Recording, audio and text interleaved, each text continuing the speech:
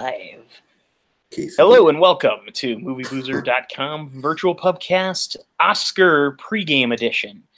I'm your host, Ken Eggman, and I'm joined by Hawk Ripjaw. Hello. Bill Arsenault. Hey, guys.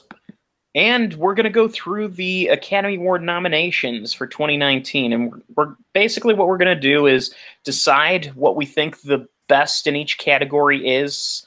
And from there, we'll also, mention if there's anything in a category that we feel deserves being noted. We'll go into that. Very simple, but I think we'll have a nice discussion out of it. Yeah, I think so too. What do you guys think? Well, before we get into the actual, awards, which really should be the big highlight of the evening, I think everyone's going to be talking about like, oh, there's no host, and oh, isn't the Academy messing everything up by almost giving the cinematography award during the commercials? And did they decide against that? They eventually, everyone has shit fit, okay. And I think without a host, if you just bring out presenters, that's going to cut a solid hour out of the whole ceremony. I can't remember the last time I actually fully enjoyed a host of the Oscars. Steve Martin for me. Steve Martin was great. I actually liked Jon Stewart. I thought he did a. You're right. I don't even remember that. A decent job, and I thought Ellen did an all right job too. When was that? That was a couple years ago. That wasn't. I remember it really lost me when Billy Crystal was the host, and he. Oh, that was the year when we realized that Billy Crystal's jokes that they did that after. I think that was after Seth MacFarlane or something. Like they went with the safe choice. He was actually a replacement. Billy Crystal, to be fair, was given. I think he had like 30 days to prepare or something. Because wasn't that the year Eddie Murphy was going to do it, and then he said some shit, and they were like, "No, we're not letting him in," or something. It reminded me of when at the Super Bowl halftime show, the Janet Jackson nipple thing happened with Justin Timberlake and Janet Jackson, and then the next year or a couple years later, they went with a safe choice. That was Tom Petty. Yeah. Oh, yeah. They went from one extreme to let's just go with something more homey. Now, I will say though, I have zero problem with Tom Petty. Yeah, I had zero problem with Tom Petty. Tom Petty was awesome that year, but I'm just saying, like they went with something safe. Yeah, safe now. I mean, obviously, if they got Tom Petty like back in the day, it would have been a problem probably for them, but. Apparently, rumors are spreading that Whoopi Goldberg is going to show up and be the host without being announced. Yeah, I read that too. That's a possibility. She hasn't been on The View in a couple days or so, or a week or something. So, yeah, people are speculating about that on Reddit and all over Twitter and stuff like that. I don't know. I think people should be talking about Mueller possibly dropping his report on Trump next week. Yeah, I can't wait. That's the real Oscars right there for me. That's the Oscars and the Super Bowl rolled up into one. Right. Meanwhile, Bohemian Rhapsody, I'm like, oh no, I don't know if I want to see that as Best Picture. Which we will get into that. Which we will get into, yes. So we're going to jump into the categories. We're going to start. The order I'm going to go in, by the way, I've pulled up the Wikipedia article for the 91st Academy Awards, and I'm going to go from bottom to top. Okay. So we're going to start, and that's not to say one category is lesser than another. Sure. We're just going to go with the power bottom right here. Oh, God. So we're going to start with Best Film Editing. I'm a power bottom. That's right. say it kind of like Patrick Stewart or something. I'm a power bottom. What are we doing? Now I can't hear that word with that phrase without hearing it as Patrick Stewart. Yeah. Engage. Power bottom. He gets in the position. Engage. Engage. All right. So, Best Film Editing. The choices for this category are Black Klansman by Barry Alexander Brown, Bohemian Rhapsody, John Ottman, The Favorite, Yorgos Mavropsardis, another Yorgos related to The Favorite. Geez, what's with these Greeks? And then Green Book, Patrick J. Don Vito, and Vice, Hank Corwin. Ooh, So first of all, do we have any strong opinions towards the nominees? Like, do any of us have any? Well, I know best film editing is definitely like one of those high end technical category, which it should be, obviously, but it's also high end when it comes to being a barometer for the later categories like best picture and director, all that stuff. Right. But this year I don't really, out of those choices, I mean, whenever I think of best editing, I think of something either that's a movie that's either like completely stable and coherent and just like the editing you don't even think about, that's how good it is, or something that was like a technical marvel as far as how to construct. I'm gonna say like The Other Side of the Wind. Yeah, well, I'm gonna say this about the nominees. I think Bohemian Rhapsody is a solid pick for this category because the way the music was edited in the finale sequence that takes place at Live 8 or Live Aid or whatever is so. If you've ever seen the actual footage of the performance they gave there, it is tremendous how perfect they got the camera moves and the way it was presented. I mean, they must have studied that footage for months just to get every single shot pitch perfect. I haven't seen. Go ahead. Oh, I haven't seen Bohemian Rhapsody yet, but I did see a scene from it. And it was a scene where they were kind of sitting at a table. I think it was outside. They were at a cafe or something, and the editing looked like absolute shit to me. The editing in the movie, I would say, is workmanlike for the most part. That ending sequence is probably what got it nominated here, and so that's what I would say. I mean, obviously, you haven't seen the movie, so. Right, I mean, going off of one scene, but in that scene, there was a weird disconnect between shots where it felt like there was a gap of a couple seconds in between things happening, like somebody getting up out of their chair. I don't think that happened in the movie, so it may have just been trailer editing.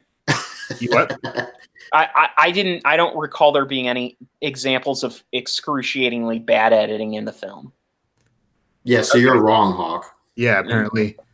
Well, you haven't seen the movie, so. Well, I'm going off the full scene that I saw, and the editing between shots was choppy and incoherent. It was one of those things where you don't get a sense of fluidity between things. I have read a lot of moviegoers felt the same way about the whole movie.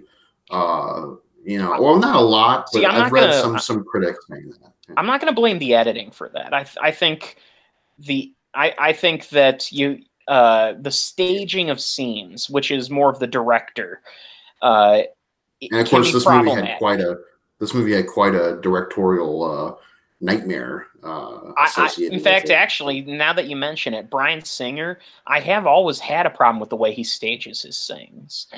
It is odd. It's like he's almost trying to make. He makes documentary-like choices in a dramatic medium, and it doesn't always work. And in fact, sometimes it feels really uncomfortable. Almost as uncomfortable as, I don't know, underage. Never mind. Okay. Yeah. Let's not go there. Let's just say. Let's just stick to the art. I will be renting Bohemian Rhapsody. I'm going to see it. Possibly this week, because I'm curious if it's as bad in the whole movie as I saw in that scene. Mike Myers is in it. Yeah, Mike Myers is Danny McBride. Mike Myers' scene really hurts that movie for me. But no one's gonna bop their heads to this song. That was so pointless. It's like, oh God, why did you have to be here? I legitimately enjoyed Bohemian Rhapsody, but as we'll find out through further. Pointing out more things, more categories. It's not going to win any of these awards. I think editing is probably its best chance. But personally, if I'm going to say a movie that I think had the best editing of these, I would say Favorite. I would also say Favorite. I will go with Black Klansman. Okay. I'd say Black Klansman is definitely. I was kind of waffling between those two. Yeah, it's very close between that and Favorite, but I would say Black Klansman. Yeah, I think Black Klansman has more energy in its editing, like in contrast to what I saw in Bohemian Rhapsody. There's a real peppiness to how it cuts between scenes and shots. Like it's got a real energy to it. Meanwhile, The Favorite is more kind of straightforward, but it's much more subtle, but it's also very controlling and manipulative. Right, and hypnotic in a way, because it's sort of, especially it's interesting. Black Klansman and The Favorite share something in common in that the editing in the last sequence of the film is haunting, and you will remember it basically forever. And in one case, it'll haunt you because of how fucking depressing it all is, and in the case of The Favorite, it's depressing, but the person you kind of deserves what she's getting, so you're kind of not feeling sorry for her. That's kind of what makes The Favorite a cool movie. It's not really like I mean, I don't know. You should also be depressed about yourself too, because these are our leaders. That's true. Yeah, you know what I mean? Like that kind of thing. Interestingly, The Favorite and Vice both are films that deal with leaders, and editing in Vice was solid. The only reason I'm not going to give it props is it's definitely a step down in overall dynamic editing from, say, I was about to say The Big Sick again, from The Big Short. What I've heard about Vice is that the editing of that movie does not fit the subject matter. He's trying very hard to make a sequel to his other big political movie, and it works and fits and starts. The strongest thing about that film is the acting, and we'll get into that later. So what about movies that we thought should be edited on there? Mandy should be on there for editing. Yeah, Mandy for sure. I would have picked Black Panther. Out of the ones that are in the current crop of nominees overall, I would have probably thrown Black Panther in there. What stood out about Black Panther's editing to you? The action editing in Black Panther is not particularly that good, I don't think. No, I don't really. From the director of Creed, I expected something a lot more dynamic. I thought it was pretty dynamic. I mean, maybe I'm wrong. Maybe I have to see it again. I don't know. The fight scenes themselves are well choreographed, but the way they're filmed and you know what? Maybe it's not. Maybe it's the cinematography I should be criticizing. The editing, they might have had only so much to work with. I actually like the photography of it, the cinematography of it. It was especially that one fight scene where they're in they're doing their James Bond bit. Mm-hmm. You know, they're trying to get Ulysses Claw, and they're in that little black market place. Okay, you know what? I will give you that sequence. I'm thinking more of the finale. The finale to Black Panther is with the rhinos and then they're on that weird subway thing. The train. Yeah, the train sequence. Is that was kind of ugly looking. That might the car be, chase though. The car. Yeah. The car chase was pretty dope. The car chase. So really, it's that one sequence that drops it for me. If it was nominated, I wouldn't complain, but I don't think Black Panther would win for that. Let's see. Let me look at my list here on Letterboxd. I got several lists, and well, we got a lot of categories to go through. So I know, but let me pick something like really good editing wise. I guess Suspiria. I'd go with The Other Side of the Wind. Okay. Oh yeah. Just because that was like a fucking, like, just considering the concept of that movie, which was like a movie within a movie, and then multiple perspectives and all that stuff, you know. Well, the mere fact of the movie, you know, that this, I mean, at this point, 40-year-old movie was edited together into something coherent, not only coherent, but compelling and dynamic. I agree with you. It's a little unfortunate that didn't get more notice. Yeah. Yeah. I don't know. I'm going to actually be probably throwing out Suspiria a few times during this because it's a good movie. It's a great movie. The editing was crazy for that movie. And I also agree with Ken on Mandy. The editing on that was fantastic in terms of the mood it created. Yeah, with Mandy, it's. I mean, we were talking about The Favorite and the haunting elements to it. The way it envelops you is just awesome. So we'll go ahead and move on to our next category, which is visual effects. Nominees include Avengers: Infinity War, Christopher Robin, First Man, Ready Player One, and Solo: A Star Wars Story. I honestly I bought First Man recently, but I haven't watched it yet. And just recently, like like a day or two ago. I'm gonna make time for it this weekend. But of the movies here, First Man would be my personal pick because I feel that of these movies, the only film in which the CGI is goddamn flawless is First Man. There's not a single moment in the film that felt artificial to me. It felt documentary-like. And that is more than you can say for any of these other films, even though there's so much work put into them. And I won't say any of the CGI is necessarily bad in these other movies. First Man made it flawless. First Man is a great movie, and it has really, really good visual effects. And even though I didn't love La La Land, I did kind of adore how that movie looked visually, and it really can't be overstated that Damien Chazelle is a incredibly visual director, and you can almost always see exactly what his vision is on the screen.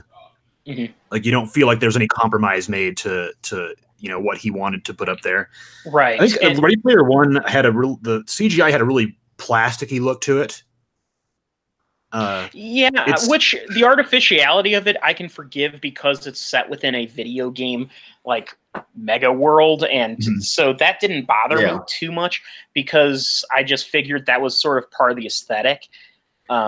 I would probably give Ready Player One a little bit more credit, a little bit when it comes to the visual effects, especially that scene that takes place in The Shining.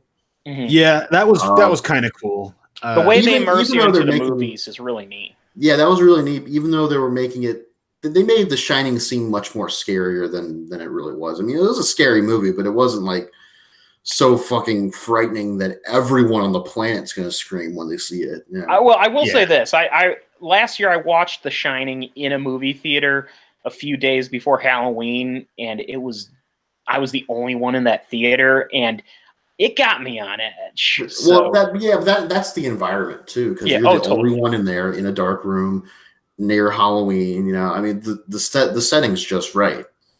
But I'm talking about like if you're seeing it with a group of friends in a college dorm or something. Like you're not gonna like scream like a little girl. You're probably just gonna go, "Oh, this is a really good movie. They did a really good job."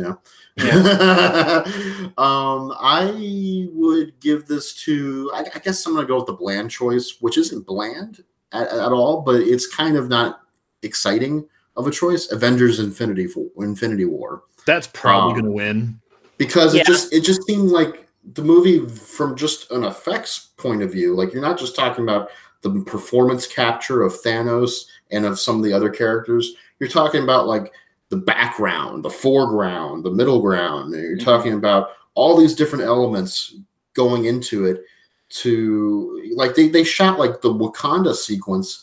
You had like green screens here. You had an open field over here. Yeah. You had you know what I mean? They had to create so much depth to those sequences. Just the sheer amount of work that went into that would get the Oscar for me. So I'm going to go with Infinity War on this one. All right. Is there anything anything that we feel is missing from this list? Let me take a look here. The Death of Stalin. The Death of No, I'm kidding. I was going to say for visual effects. I mean, I'm going to go out on a limb and say the one thing is missing here is visual effects has sort of become synonymous with CGI these days. I think Mandy deserves some cred because it does a lot of practical effects, and the in-camera face blending effect, where like Mandy's face turns into Jeremiah Sand's face and back and such. It's so friggin' haunting. And I think it's time that some practical movies get a little bit more cred. They should, yeah, definitely. Ken, I'm surprised you didn't say Alpha. Well, Alpha is certainly a film that I would put on there. I completely forgot to mention it, though. Yeah, you're right. I think Alpha deserves it.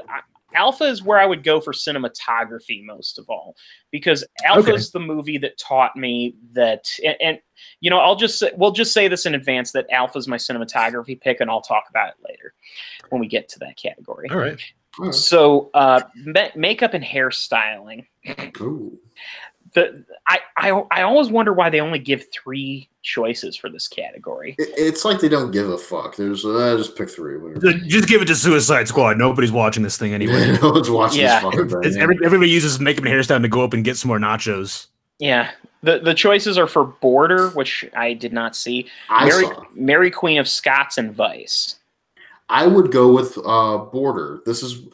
I didn't particularly enjoy the movie. I didn't hate it. I was just kind of ambivalent to it, you know. Mm-hmm. I may have to watch it again to kind of, maybe I was in the wrong mood. I don't know. I gave it like 2.5 out of 5, but on the positive side of it, I gave it kind of like a, you know, leaning that way.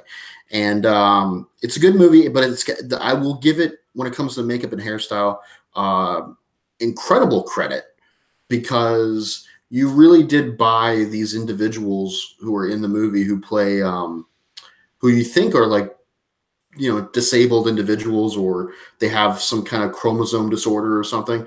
You really buy them as that. And then when the reveal happens later as to who they really are, it all kind of makes sense, and it all kind of blends together, you know?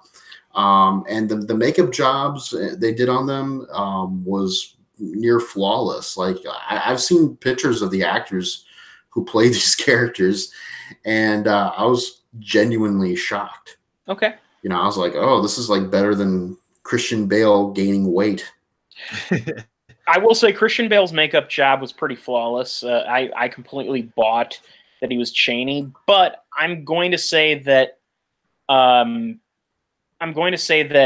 was only one person in an entire movie, and no other makeup job in the movie really sold me. Yeah, didn't Steve Carell play Donald Rumsfeld? And I was like, wait. Yeah, that was fine. Why does Donald Rumsfeld look like Steve Carell all of a sudden? Yeah, really. Yeah.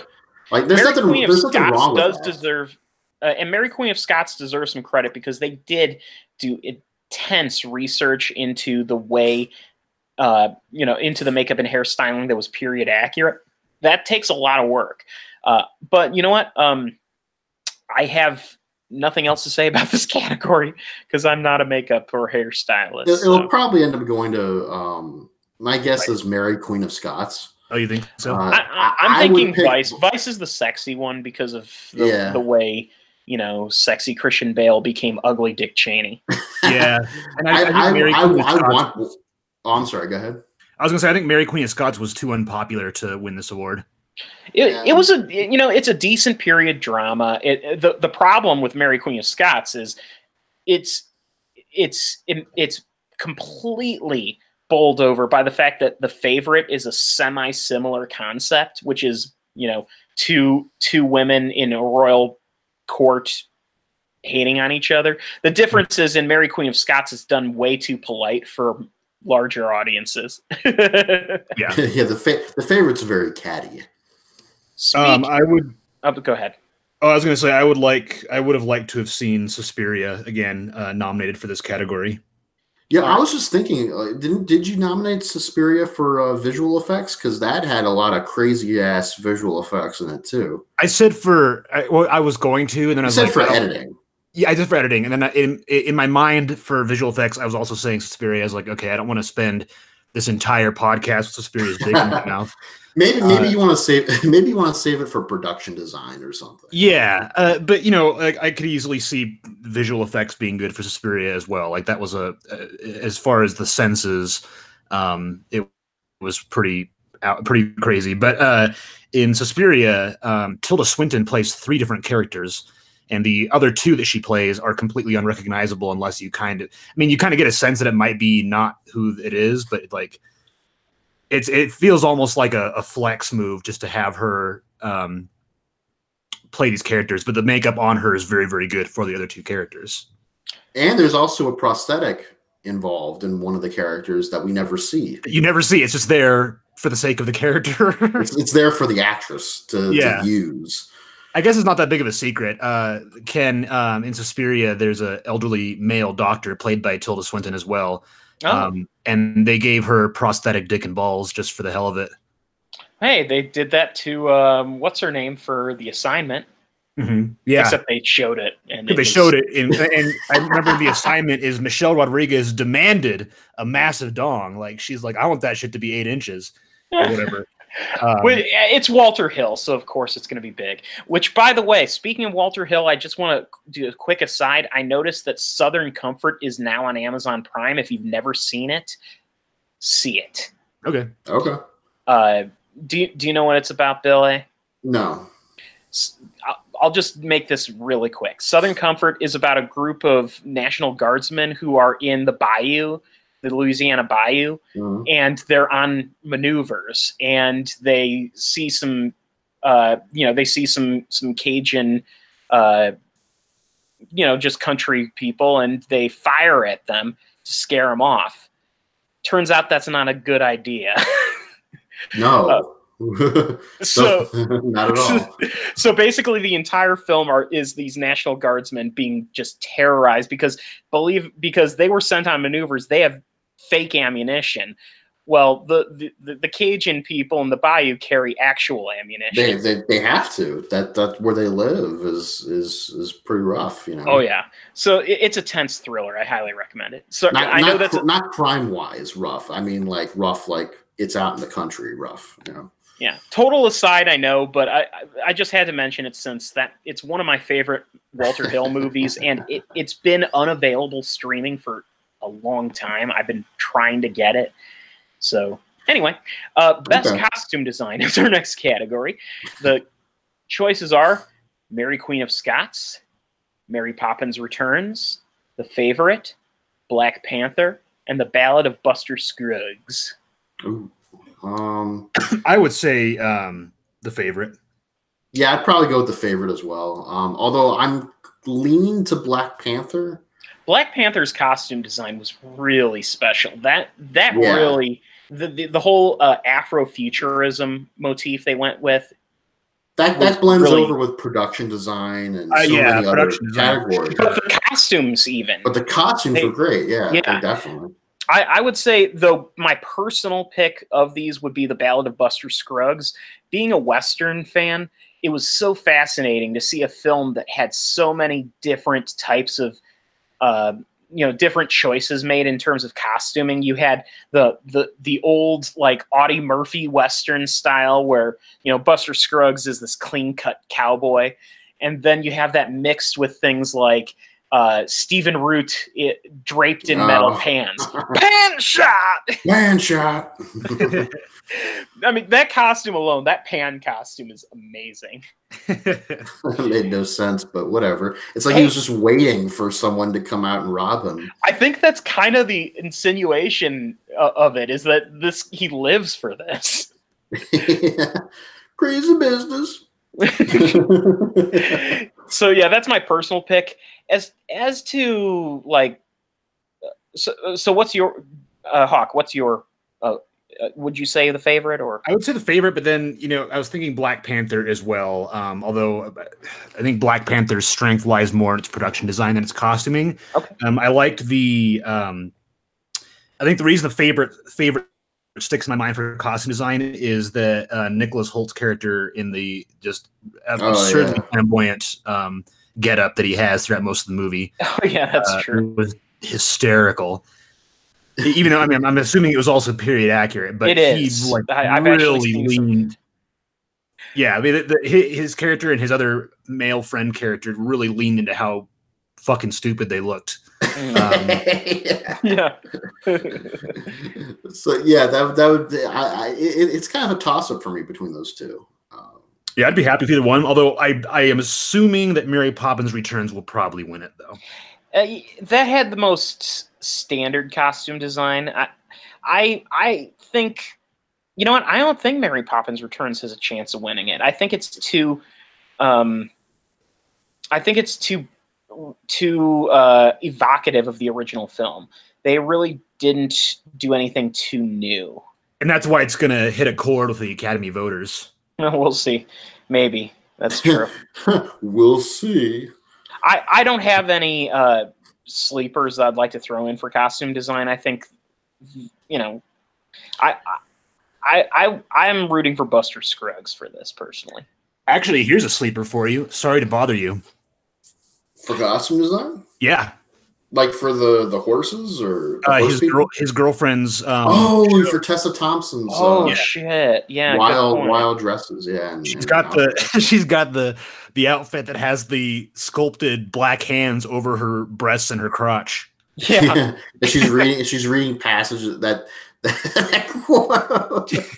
from that movie, what was it, The Last Dragon? Weirdly, I'm kind of reminded now that you mention that of it. Do you remember the weird costumes in Patterson? Yes. That his wife has in that? Yeah. Just like increasingly strange because she can't decide what she wants to do with herself. Yeah. Okay. Anyway. Anyone else have any sleepers? Nah, I'm good. All right. Production design. The choices are Roma, Mary Poppins Returns, First Man, The Favorite, or Black Panther. This goes to Black Panther hands down, I think. Yeah, it's not a toss up for me. It is Black Panther, but if I had to pick a second one, it would probably be Roma. I'd agree with that. Yeah. Oh, yeah. Roma is immaculate. I think the black and white almost does it a little disservice in terms of the highlighting the details of the production design because it's very thorough and well researched, and the black and white kind of conceals some of that. Which I think it kind of brings out a lot of it. At the same time, a little bit of both. A little bit of both, yes. Like maybe when it comes to like things like the cars, or even the little details on clothes. Mm-hmm. Like if we can see like little dirt stains on the maids or something, and shit like that. But I definitely would not have wanted to see. I definitely would not have wanted to see the dog turds in color. Right. I do like the detail in the set design for Roma, so that I would be okay with either one of those winning that. But Black Panther for sure, obviously, because not just the Afrofuturism, but they just, I don't know, they just kind of nailed everything about this new world, this whole new country they invented from the comic books. And they didn't invent it. Whoever wrote the comics invented it, but they brought it to life. They brought it to life and interpreted it, and it felt like a lived-in world, and it felt like we were getting this nice little glimpse into it. And the design had wear and tear, but it was also wear and tear in the sense of lived in, not in the sense of it's torn down, more right. Like it's been broken into, like a pair of jeans, Wakanda is a pair of jeans. That's what we take away from it. Wakanda. That's what we take. Thing is like that production design is like a pair of jeans. Yeah, you broke the ass out of it. it's now broken for you. It's a pair of assless chaps. Oh no, I don't know if I go that far, but that would be the Mad Max movies. Yeah, yes, okay. But what would we pick for sleepers? I don't know if I have any. Maybe Suspiria. And Mandy. Mandy has to have it. Mandy for sure. Maybe. What about the Ready Player One city? That's like a bunch of cars in a junkyard. I'm just not super big on the look. I didn't like Ready Player One either, but I mean, I'm just saying, like. I mean, it took a lot of effort, but it didn't impress me. Yeah, okay. I mean, it's fine. Like, cool. The cars are stacked. How do they do that? Who cares? They just use like one of those. They entered it into a computer and made it happen. Yeah, there you go. Yeah. Mandy, absolutely.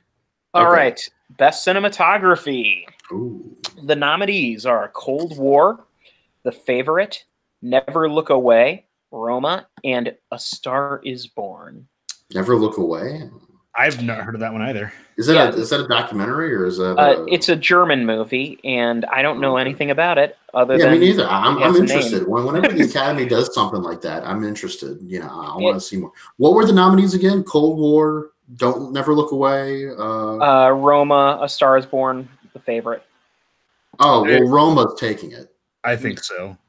Yeah, it's going to Quaron. Yeah, Roma, I think, is going to take it. A Star Is Born did some pretty impressive things, but not enough that I think Roma can't overcome it. And The Favorite could potentially. Now, that said, Favorite's got some good, Cold War has been getting a lot of praise for its cinematography. I haven't seen it yet. And looking at Never Look Away, it's a German film that involves Nazis and eugenics. So that's some heavy shit. Yeah, but how do you shoot that? That's the interesting thing. Yeah, well, the fact that it's up for a cinematography award intrigues me. So I'm gonna have to I'm gonna have to check this out. And it has one of my favorite named German actors, Sebastian Koch. Are you 100% sure that's how it's pronounced? No, it's Koch, I'm sure, or maybe Coke or something. Is it K-O-C-H? K-O-C-H. K-O-C-H, what I meant. Yeah, that's Coke. I maintain it's Koch. It's better than what was Matthew McConaughey's name? He was in The Lives of Others, if you remember him. Oh, okay. What was Matthew McConaughey's name in Serenity? Burt Dill or something, or Baker Dill. Baker Dill, yeah. At least it's not that. Or Baker Dill. Or Helmut Berger. It's not Helmut Berger. That's a real name too, by the way. Oh yeah, Helmut Berger. Or at least a real stage name. He's a great actor. Yeah, I'm just saying that's a name. But I doubt that he would have changed. I mean, okay, did Helmut Berger change his name? I somehow doubt it. Yeah, I don't know. Oh wait, actually he did. He was born Helmut Steinberger. Well, I wonder why he took the Stein off. Not identify. He is in Austria. Maybe he's trying to remove the Jew. Possibly. That's I hate to say it, but it's possible. Well, that's his decision. That's for him to do. That's not for us to judge or whatever. But right. But it does bring into question a few things. But anyways, poor Helmut. Whatever. He's a good actor. It's fine. I would go with Roma for this, but having seen movies like the previous movie by the Cold War filmmaker, which was Ida, or is it Ida? I think it's Ida, the one about the nun. Yeah. Or the nun in training who learns about her past history and everything, her family history. I would say Cold War has a shot. Mm-hmm. And I haven't even seen Cold War yet. I just know, based on the buzz and based on the track record of this filmmaker, that has a good shot. But that would probably, it's more than likely Roma. And Roma is a beautiful movie, so, All right, so for cinematography, I'm going to mention Alpha as a sleeper. And I said this in my top 10, but I'm going to bring this up again, that Alpha is the movie that taught me that 3D could work in a film. Because I've been so skeptical of 3D for a long time. And the 3D just is goddamn gorgeous in that movie. And the way that the settings are shot, it just gripped me from beginning to end. So I have to say that'd be my sleeper. I didn't love Alpha. I actually, as you know, found it quite boring, but I cannot deny that was a beautiful looking film with probably my absolute favorite shot being when the kid was trapped underneath the ice and the dog was trying to get him out. And then you get this shot of the wolf leaping into the air to break the ice. And it's like this silhouetted shot of, a clean line across the middle of the screen with the water below and the sky above, and a silhouette shot of the boy and the dog as the dog leaped into the air, which was such a cool shot. Mm-hmm. Great looking movie, which I could tell even from the first trailers, but definitely a good one for that. Oh, you know what? I just remembered another great German name. Klaus Maria Brandauer. Yeah. Okay. All right. Yeah, because it sounds like a friggin' 70s talk show. Welcome to the Oh, Klaus yeah. Maria Brandauer. Oh, because yeah, right. Okay. Welcome I to don't know. Klaus Maria Brandauer. I've always loved that. Plus, he's a great actor too. Now is the time on Klaus Maria Brandauer when we dance. He's one of the few things from out of Africa that doesn't suck. Oh. Plus, he is the second banana villain in Never Say Never Again, which means he's also one of the few things in that James Bond movie that's not official that also doesn't suck. Anyway, so I have nothing else to say about cinematography. We'll go ahead and jump to... oh, wait. Does anyone else have a sleeper? I was kind of looking through my list. If Beale Street could talk. Okay. Yes, I will say that's a good choice. First Reformed. Yep, that's that too. There were a lot of good cinematography, a lot of good-looking films this year in terms of the way it was shot. So, all right, we'll move to sound editing. And sound editing is Black Panther, Bohemian Rhapsody, First Man, Quiet Place in Roma, Bohemian Rhapsody. Let's remember, too, that the distinction between sound editing and sound mixing is that sound editing is the creation of the sounds, and mixing is the blending of them and the overall bouquet of the film. So which is why A Quiet Place was nominated for sound editing and not mixing, because the editing is really what typifies that movie, A Quiet Place. I would say mixing as well. Yeah. The main thing that movie dealt with was silence. And right. So the way it was designed, the way everything was put together, yeah, I think I of those nominees, I would say A Quiet Place would be my easy pick. I would say so too. I saw the movie in Dolby, which is AMC's premiere format, where they have vertical rows of speakers sticking out of the walls in the auditorium, and hell of an experience orally with. Yes, it was. It was the most oral experience I've ever had. Yeah. Yeah. Sure. Bottom picks, oral experiences. Like what's going on tonight? Yes. So we'll go to sound mixing unless anyone has a sleeper. Oh, I didn't say anything for sound editing. I guess I'll go with A Quiet Place as well. I don't really feel too strongly on this particular one, but I would almost give it to Roma, just because I actually felt Roma has great sound creation in it. But because A Quiet Place's concept is more geared towards this, I would give it to A Quiet Place. All right. It's really rare that the same film is not nominated for editing and mixing. Usually they're kind of go hand in hand, and usually win hand in hand as well. Yeah. The substitute in this case is so you have so what's interesting is, yeah, Star is Born gets the sound mixing. And I would say so the sound mixing categories: Bohemian Rhapsody, Black Panther, First Man, Roma, and A Star is Born. I could see why A Star is Born is here, because you've the way the music is mixed in with everything is very dynamic, and I would say my favorite here would probably be Roma. I think Roma probably has the best of both worlds in this respect. Yeah, I'll give it to Roma as well. Yeah, I'd say Roma. Maybe First Man. Mm-hmm. Yeah, I mean, First Man, none of the sound mix in these films are all solid. I don't really have... You know what? I would say Mandy is the movie I would really say is a sleeper in both sound categories. Because once again, and I'm going to say Mandy a lot tonight. Right, Mandy was yours and my favorite film of the year. Yeah.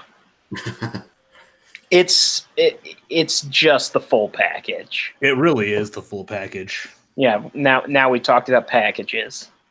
Yeah, it really fills out those jeans. Yeah. Oh, yeah, right. Okay. Really drapes out those assless chaps. Yeah.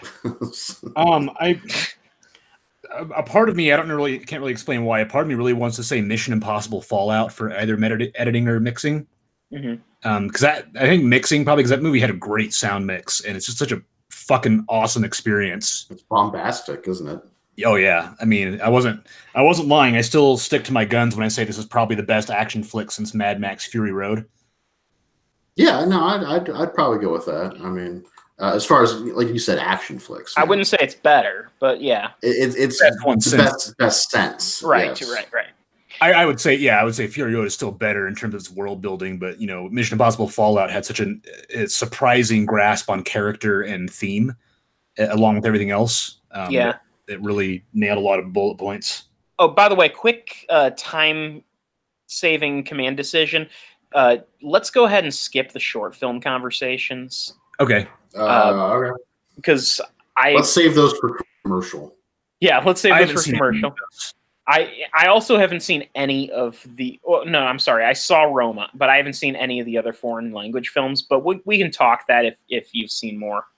Honestly, I haven't seen any of the. Well, except for Roma, of course. But yeah. I don't think we're skipping short films or foreign language. No, films? we're skipping short films, and I mentioned foreign language because I didn't know if we wanted to talk those or not. Okay. Well, let me ask you: is Shoplifters nominated? It is. Oh, I saw Shoplifters. All right, we can talk of that. We can talk briefly, maybe, but I mean, like, I Zach don't know which. Joining us in about 5 minutes or so. Yeah, he will have something to say about those, but we will skip the short films. Okay. All right, so best original score. The choices are If Beale Street Could Talk, Isle of Dogs, Mary Poppins Returns, Black Klansman, and Black Panther. This is the one where I started to get frustrated when I was reading the nominations. Okay. Because I could say Spider-Man Into the Spider-Verse. Yeah. Could be this. Mandy. Mm-hmm. Suspiria. Uh-huh. I mean, Suspiria, I think my favorite score of the whole year is probably Mandy, but Suspiria would be a very close second. Yeah. Yeah, I would say that. I mean, it's worth noting that Mandy, the score, was composed by what's his name again? Johan Johansson. Yes, and it's the final Johan Johansson score. And he's an amazing composer. And unfortunately, it was a matter of it came straight down to rules of the Oscars. With Mandy having been a simultaneous VOD and theatrical release, it wasn't in theaters long enough for it to be eligible for an Oscar nomination. Which is just bullshit. It's bullshit. Yeah. They really need to change that rule. Doesn't Suspiria also get kicked out because of that? No, I don't believe so.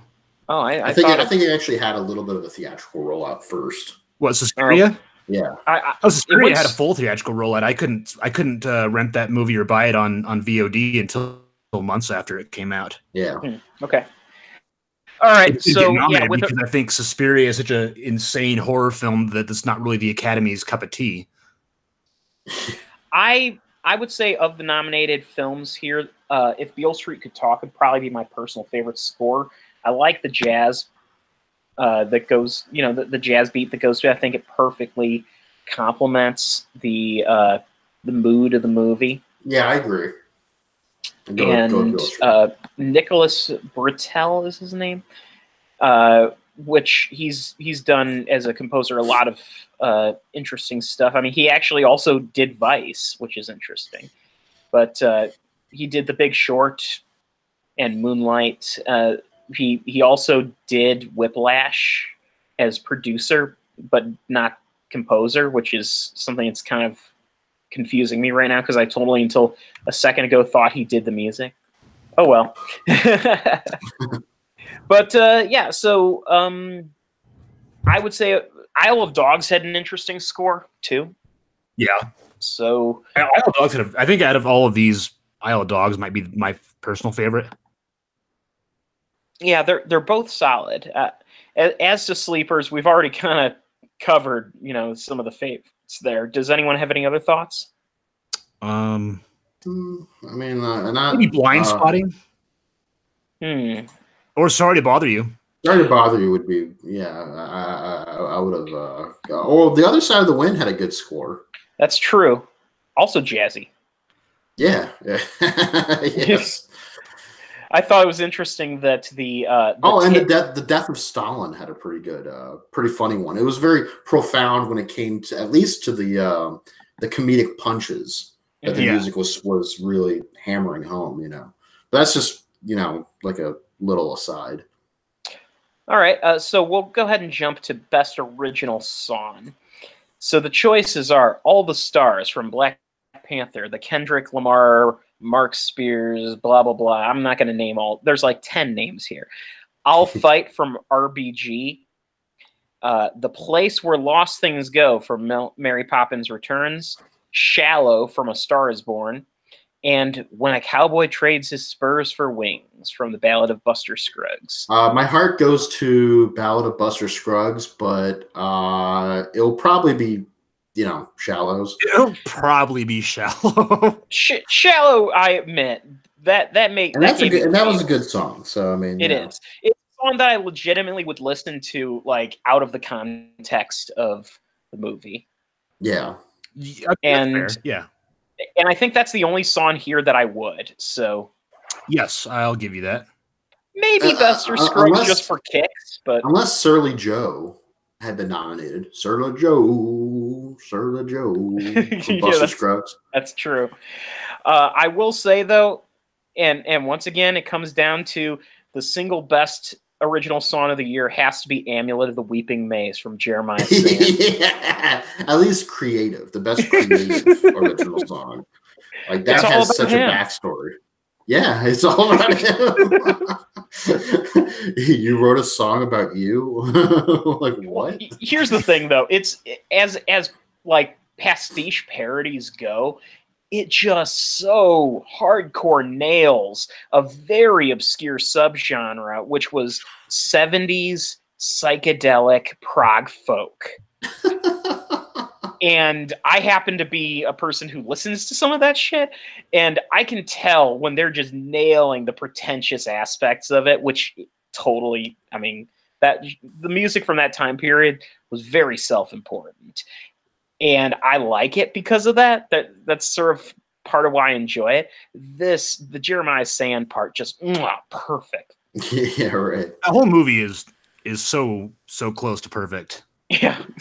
They unsheaths his dick in front of her, and he's like, "Yeah, take me." And then she's like, "You wrote a song about you?" Just laughs. And she just laughs. I mean, and the thing that's great is she knows that she's in danger by doing this. She doesn't care. She's just like, what a fucking douche. Yeah, and no one else backs him up either. He's like, "Stop looking at me." I think the best part is that is Bruce Wayne's dad from Batman Begins. Yeah. Yes. And then later, the guy who shot him is the guy who killed Bruce Wayne's dad is also in Mandy. Hey, it looks like we've been joined by Zach. Indeed. Hey Zach, we just got to the best original song category, and we were talking about sleepers, things left out, and we were talking about how Mandy's "Amulet of the Weeping Maze" by Jeremiah Sand is my pick for the sleeper of the year. Get on board with that. Could you get a little closer to your mic? You're a little quiet there. So I can get on board with that. Is that better? All right. Oh, you know what? I actually forgot about a sleeper from original score. I wanted to throw Thoroughbreds in there. Yeah, that's true. Have any of you seen Thoroughbreds? No. Yes. Yeah, Thoroughbreds is a good movie. Thoroughbreds is a great movie, and I'm still kind of tussling with my top 10 list. Either Shrek Retold or Mission Impossible Fallout is going to lose its spot to Thoroughbreds. No, you should keep Shrek Retold on there. I kind of want to keep Shrek Retold because that's such a wild pick, and that movie kind of spoke to me so much. Fair enough. So, Zach, do you have any thoughts on the best original song category this year? Not really. We know what's going to win. I'm not super sad about it. Buster Scruggs is fun. That's about all I got. Okay. All right, then. We're going to go ahead and move on We're skipping the short films. We made a command decision there, so we're going to skip to. I watched them all. I know you did. And so can you. Yeah, we can. You can, but not right now. And I should, and I will before the ceremony takes place. I just haven't. They're all super depressing, and you can probably just guess what half of the documentary subjects are from previous years watching.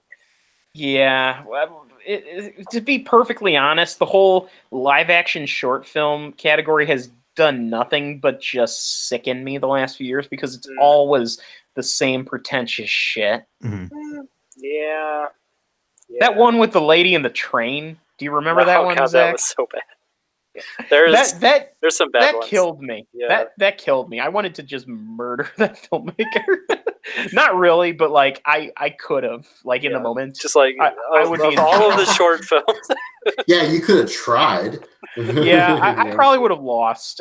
Being honest, I'm a wimp, but it's just so pretentious. You could feel the sucking noise coming from a mile away. Yeah, there are definitely some people who take it as a calling card sort of situation. Also, I secretly suspect that they get voted on by about 7 people. So. Yeah. All right, so we're gonna move to best foreign language film, which the choices are Shoplifters, Roma, Never Look Away, Cold War, and was that Capernaum? Capernaum. Did we skip the? Sorry, really quick. Did we skip the documentary feature? We're gonna get to that. I just figured we'd jump into foreign language first. Okay. It's gonna go to Roma, I guess. I think Roma or Shoplifters. As much as I love Roma, I'm just saying it'll probably go to Roma. But I think I would actually have picked Shoplifters. I've been hearing a lot of positive press with Shoplifters from like the critics. Yeah, it's a great movie. It really is. I suspect the award will go to Shoplifters because Roma will probably win Best Picture. And that's where I'm torn because I want Roma to win Best Picture. And so, ergo, I should probably want it to win this category, but would also want it to not win because it's winning Best Picture. I don't think it'll win both. I just don't. I don't. It might. I just don't think it will. If it won both, it would be a first for the Academy. It would. Yeah. Mm-hmm. It would. It would be interesting to see if enough voters get crossed up by this very decision that it kind of screws them in one way or the other. Well, that's what a lot of people say happened with Life is Beautiful, that a lot of people really wanted it to win Best Picture, and they feel that its winning foreign language film was sort of like a secondary choice. And then went to Shakespeare in Love. Yeah. The only big shakeup might be if Roma wins Best Foreign Language because it won't win Best Picture. Mm-hmm. Yeah. Yeah, I don't know. There's a lot of weird. Then it goes to Green Book instead.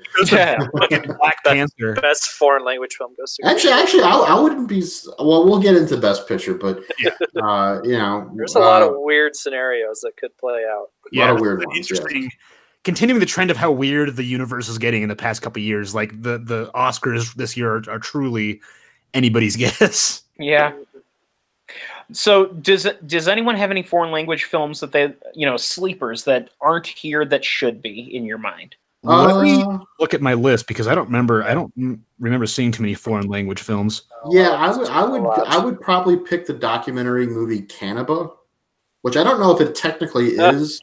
It's so strange that you love Cannibal so much because I have seen so many worst of lists that have Cannibal. Well, those are people that just don't have. Those are people that just don't have tolerance for a movie like this. It's slow. It's slow moving, extremely slow moving. It's very quiet. It's almost dead boring. But people aren't saying it because it's boring. They're just saying it's a sickening film that shouldn't be. Yeah, but it's so sickening and so horrifying that it was almost beautiful to me. Like in how it was documenting it. It's weird. I saw a documentary with a friend of mine called Zoo about. Oh yeah. You know what that one's about. We know what it's about. Yeah, we also saw that with a friend of ours. Yes, and he thought I was sick for showing it to him. And I was like, no, dude, it's the psychology of this. It's not that. I actually thought Zoo was a well-made film. I will say it was pretty good. It wouldn't have made my top 10, but it was pretty good, and I appreciated it for kind of exposing this weird, horrific, disgusting subculture of humanity. And he was kind of like, why would you even want to watch something like this? I was like, to know it's out there. Mm-hmm. I think it's kind of worth it in a way, you know. That being said, I mean, cannabis is a lot harder to swallow, so to speak. God. But, let's not go there. But this has been a night of puns. So. A lot of puns and euphemisms and I'm signing up for. All right. So, go ahead. So I don't have anything in the sleepers here, so go ahead. Okay. It's not Oscar worthy, but Revenge is awesome. Have a Nice Day is what I would have picked as a foreign language film. Oh yeah, Have a Nice Day is great. But what were you saying, Hawk? Oh, it's not Oscar worthy, but Revenge is a hell of a fucking movie. Oh, is that a foreign film? Yeah, it's French. Is it French or is it German? French. It's French. Okay. Oh wow. Okay. The finale, Revenge is awesome. The finale of Revenge takes place in one in one location in a house, and a character is bleeding profusely, and so they're running around the hallways chasing each other, just slipping in how much blood and viscera is on the ground. Like it is a proto exploitation film. Oh my god. The French are good at that. They really are. Super stylish and. It's on Shudder, isn't it? Yeah. Well, what? Didn't surprise me. Revenge. It's on Shudder, right?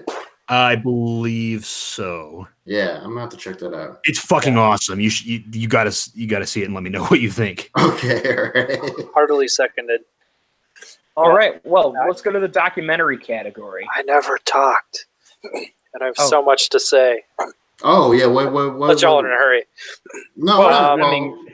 Yeah. Okay, go ahead. What were you going to say? Sorry. I've watched I watched all of the foreign language films in the category, which is interesting because I actually was literally pissed off on the day that the Oscars nominations were announced, partially because two very boring-looking foreign language films got nominated over Burning, the South Korean Pig, which you're going to see on most lists of like, how did this not get nominated? Yeah. That's a good movie.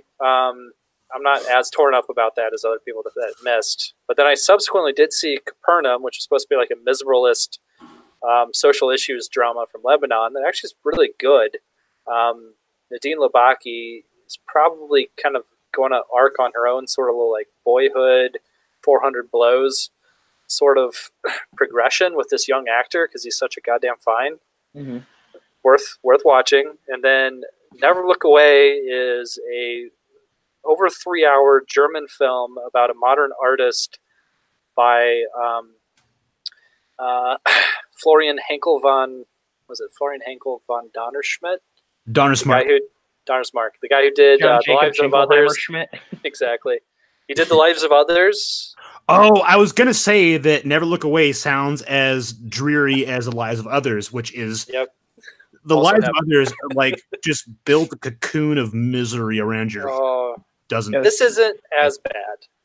Actually, again, kind of worth the watch, which I wasn't anticipating. Is the one I was really extra angry about having to try to track down because it was nowhere, and then it being super goddamn long, and also sounding as miserable as The Lives of Others. But it's not a great film, but it's a film that at the end of 3.5 hours you're like, wait, there isn't more, and you're like, oh fuck, I guess this was good.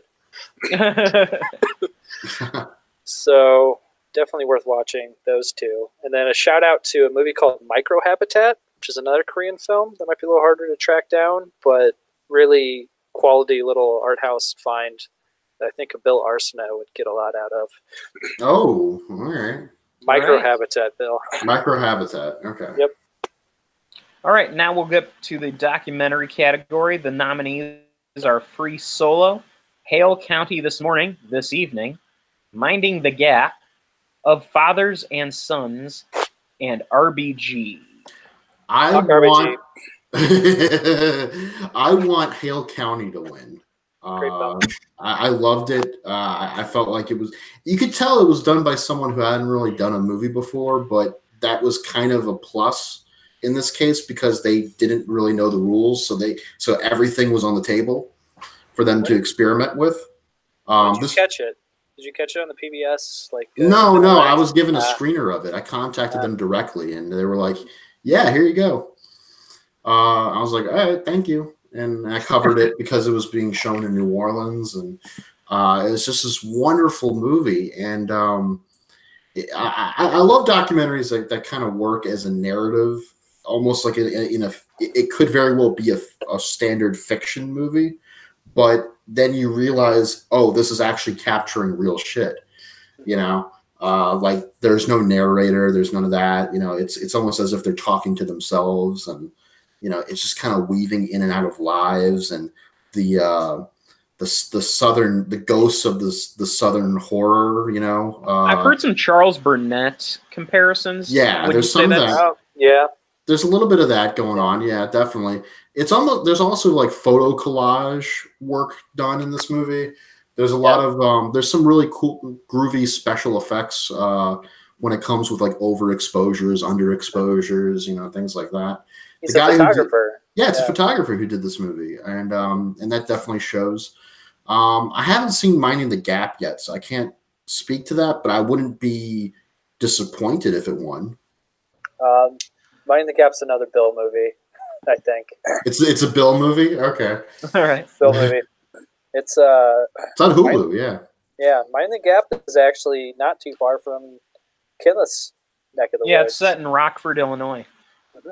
Oh, cool. Or mine right now either. I'm only an hour away myself. Yeah, Rockford's actually probably about as equidistant between. Yeah. So basically, that one is about a three friends, one black, one white, and one Asian, growing up in Rockford, skateboard geeks, kind of lower middle class homes, and kind of ended up having their own different experiences with like domestic abuse and overriding fathers and things like that. And it's funny because the movie at first is this just a skate documentary, very well shot one. This guy's got an amazing eye, kind of like Ramel Ross with Hale County. It's like just a natural eye for imagery. Even when he was like 15 years old, and it kind of evolves into this study of like the effects of abuse and violence in the home, and like how these kids grow up, and like coming back and revisiting his Halcyon days. And just how it kind of twisted and affected each of them as they grew up. It's like I did see some Boyhood comparisons to it. It kind of is like Boyhood, but real and depressing, but really fucking excellent. Did it also take 12 years to make? Well, yeah, basically. Not on purpose, but like he starts with footage of them all as like young kids, like, skateboarding together and stuff, and it goes all the way to, they're probably in their late 20s right now. He's clearly like a spectacular talent. It'll be very interesting to see what he does with material that isn't obviously completely personal, but he'll get the shot, I'm sure. Big Blue. All right. Do we have any other thoughts on the categories at all? Or the choices? Yeah. Rather. Yeah. Not I have categories. a sleeper, which I'm sure everybody can agree with. Sorry to bother you. Won't You Be My Neighbor? Yeah. Yeah. Mind blower. Not even a sleeper. Just what the fuck. Okay, so actually, Questlove took to Instagram and offered his thoughts on that. Questlove is the drummer for the Roots, sure. And he was a first time. This is his first year on the Academy as a voter. His thought was that first of all, when the voters are first given their ballots on choosing their nominees, each category is grouped alphabetically. So out of the multitude of documentary features, Won't You Be My Neighbor, of course, being towards the bottom of the alphabet was, towards the end of the list, and therefore voter fatigue would have set in by then. In addition to that, Questlove said that in his mind when he was voting, he said, "Oh, I won't pick Won't You Be My Neighbor because I'm sure everybody else is going to, so I'm going to spread my love to somewhere else." and he's Now pretty that- sure. And yet, everyone else picked fucking RBG. Right. So I'm thinking he Why said wasn't that that the everybody else had the same thought as he did, where they all thought everybody else was going to pick "Won't You Be My Neighbor," and that's why it got stiffed. This is like when the power goes out in your neighborhood and nobody fucking calls because they all assume someone else called. Yeah. Right. Yeah. What? I mean, if we'd had one more like hyper small like documentary pick, like shit, I don't know. Three Identical Strangers. Well, Or even interestingly, that's not small. Like that was a big one that also got looked over. Like that was a very successful documentary this year. There was was Skate and- Kitchen? Was Skate Kitchen a documentary, or was that like a fiction? No, that was a documentary. That was a That was documentary one that too. could have. It was like a Peter hybrid. Jackson's "We Shall Not Grow Old" Oh, also is a sleeper that I have to Actually- mention. That might even be my sleeper. It should be my neighbor. I have two docs in my top 10 this year, and those are the two. Yeah. They'll love agree. me. They'll love me when I'm dead. Yeah. I really Yep. liked. Yeah. Mhm. So yeah. Definitely.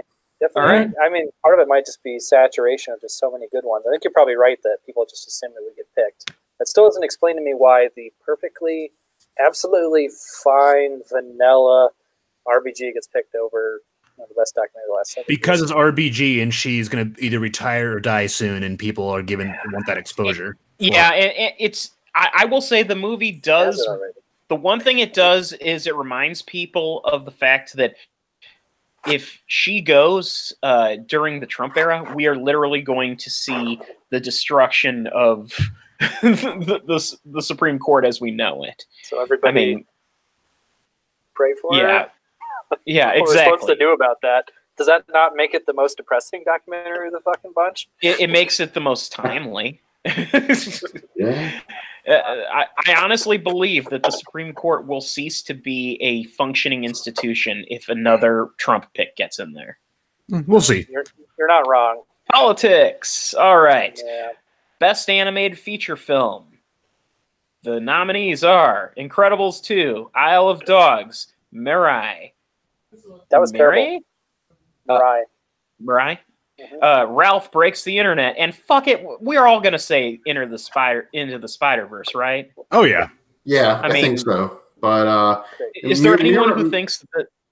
Mirai is going to be playing near me soon, so I can't, say anything give about it- it right now. Watch it. I Okay. did not like it. It was. Oh. It was. It's definitely somebody who is sure wants to be called like the next Miyazaki, who doesn't have fingernails worth of the talent. So it just comes See, I out heard Mary and the very Witches, anime. Witch's Flower was a superior film. And I've also Yeah. heard that. And that one was good. I've Yeah. seen Okay. it, but I've heard it was good. I really wanted to see The Wolf House, which was a like a stop motion animation movie with it was either claymation or it was dolls. I forget which one, but I think it was Spanish, and it played on Mubi for like a month, and I missed my window to watch it, but I really wanted to see that, and it just looked like very stunning, So The Wolf House is what it was called. There were a couple other animated movies that were of note, but yeah, Into the Spider-Verse kind of encapsulated all these different elements and combined all these complexities and into this big entertaining juggernaut of a film. Into the Yeah. Spider-Verse has so much love for its characters that it's astounding that like it has so much more heart than any other Marvel film easily.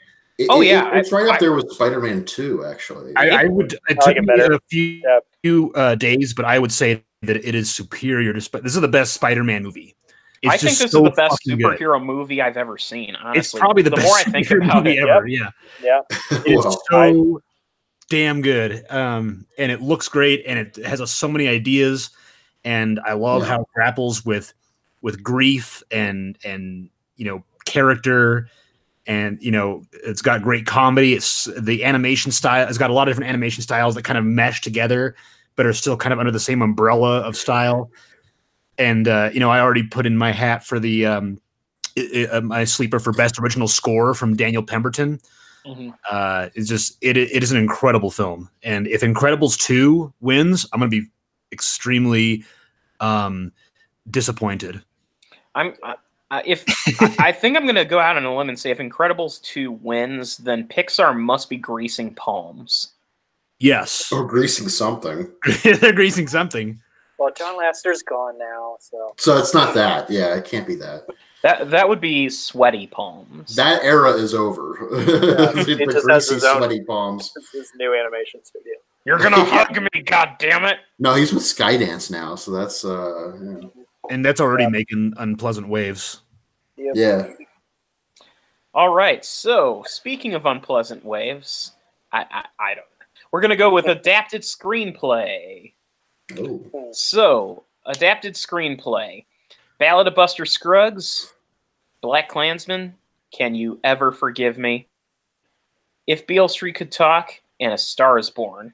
I want If Beale Street Could Talk to win. That's my want. What I think will win will either be Can You Ever Forgive Me? I think that's kind of like it's almost a dark horse in a way, but I think it has a potential to win. Or oh, fuck, I forgot what else was nominated. Well, it'll be Black Klansman. This is Spike Lee. Black Klansman. Give me Oscar. Spike Lee and 7 other motherfuckers. Yeah, yeah. Kevin Wilmot. Not the strongest part of the film. Yeah, I would say to me, my pick, who I think is the superior is Beale Street, because the work of James Baldwin is not the easiest to translate to film, and there have been this piece as well. Yeah. And the way it's done is so poetic and beautiful, and by far the most romantic movie of the year, interestingly enough. Is also one of the most politically intelligent and culturally fascinating movies. I think Beale Street, personally, I think Beale Street has a solid chance here. I think there's probably a little bit of Moonlight hangover that's going to hold it back, and I think it was evident in the nominations themselves. And I mean, and La La Land. There's a little bit of 2016 hangover. I will argue that this movie is superior to Moonlight, and so I'm gonna give it the push. Interesting. Moonlight. I still am not sold on that third part to Moonlight. To me, the third part of Moonlight just kind of. No, that was the linchpin of the movie right there. It doesn't touch me like the others do. Don't do that. And by the way, I don't think he's doing. I totally did not mean that to be another. Oh God, damn it! Greasing palms. But anyways, tonight's just the worst. Which, by the way, it's the second part that has the hand job in it. So technically, that's the part that did do it for Ken, is what he said. It reached out and right. Okay. It just goes downhill from there. Hey, but, Chris Hansen, what are you doing here? Have a seat right there. I'm not sure I 100% disagree with you. It's an absolute masterpiece. I still think that it shots. I think it and First Man got stiffed in several categories that they both should have been facing off against each other again, and probably were the apex of. But I don't know. It is what it is. I think the writing's on the wall for a. This is usually what the screenplays categories are. These are the films we really liked, but we're not going to vote for Best Picture. Yeah. Let's give this Oscar. So it feels like this is Spike Lee's time for that. I have a sleeper for adapted screenplay, and that is You Were Never Really Here. Yep. Yeah. Great. It's also one of my favorite films out of the year. It's really kind of a remarkable depiction of PTSD. And I also read the source novel, and the way that the movie kind of adapts the novel is pretty impressive. Both of them are incredible works, and I wish You Were Never Really Here got a lot more love this year. Of course, not only in pretty much every category, including original score. But Lynn Ramsey really knocked it out of the park with this, and I think this is this might be her best film. I think Can You Ever Forgive Me also has a solid chance, just because it was a very popular kind of indie movie, and it has some it has clever dialogue, and I think the Academy does enjoy that. So there's some. It's a quality comedy drama, and I think that could push it over the edge. You're thinking of Can You Ever Forgive Me? Yeah. Yeah. That's what I said. I might have heard that as You Were Never Really Here, and I was like, "Oh, yeah, exactly." It's got some clever. Yeah, that's what it's. Yes, it's a very witty movie. You Were Never Really Here. The scene where he's beating the living piss out of someone is. I did laugh at the end of the kitchen scene. Oh God. Was Leave No Trace adapted as well? No, it was original. Okay. Thunder Road was adapted, however. Was it? From the short film. Oh, from the short film. Okay. Yeah. Which brings us to the original screenplay category. Okay. So we've got The Favorite, First Reformed, Green Book, Roma, and Vice. First Reformed. First Reformed. First Reformed. So fucking good. Maybe The Favorite, but First Reformed. I like The Favorite better myself. Nothing nominated here, I think, is a bad movie. And I would argue that 3 of the 5 movies nominated here are excellent. First Reformed, though, to me it feels like the movie Paul Schrader really has been wanting to tell for his entire career. And he took elements of Taxi Driver and distilled them to a modern formula, and just the result is alchemy. He found gold. That's what I can say about it. I know you didn't like it, but that's your problem. It's not that I didn't like it. It's that I did like the film for what it was. I think the film isn't exactly what they say it is. It's not Robert fucking Bresson. Robert Bresson wouldn't even have a fucking conversation with Paul Schrader. Like, they don't see eye to eye, period, from a spiritual sense. So if you really want to go down that road, it's very mislabeled. But as a distillation of Paul Schrader's entire career, I actually agree with you. It is. It's just like, let's kind of leave the spiritual angle out of it because it's horseshit. I just want Paul Schrader to give a speech at the Oscars. Yeah. I also would. This is a very good chance for him. This is another one of those, like, it's about time Oscars that could very well happen. Yeah. I think so, yeah. Well, I mean, he obviously is sorely missing his Oscar from, The Exorcist, the beginning. Yeah. The man's a bit of a nihilist at the end, which was my umbrage of it. It was just like, oh, this is where we went with it. Do we have any? But it is Paul Schrader. I honestly, I think First Reformed, as completely dark and nihilistic as it seems, I think that ending is strangely enlightening and positive.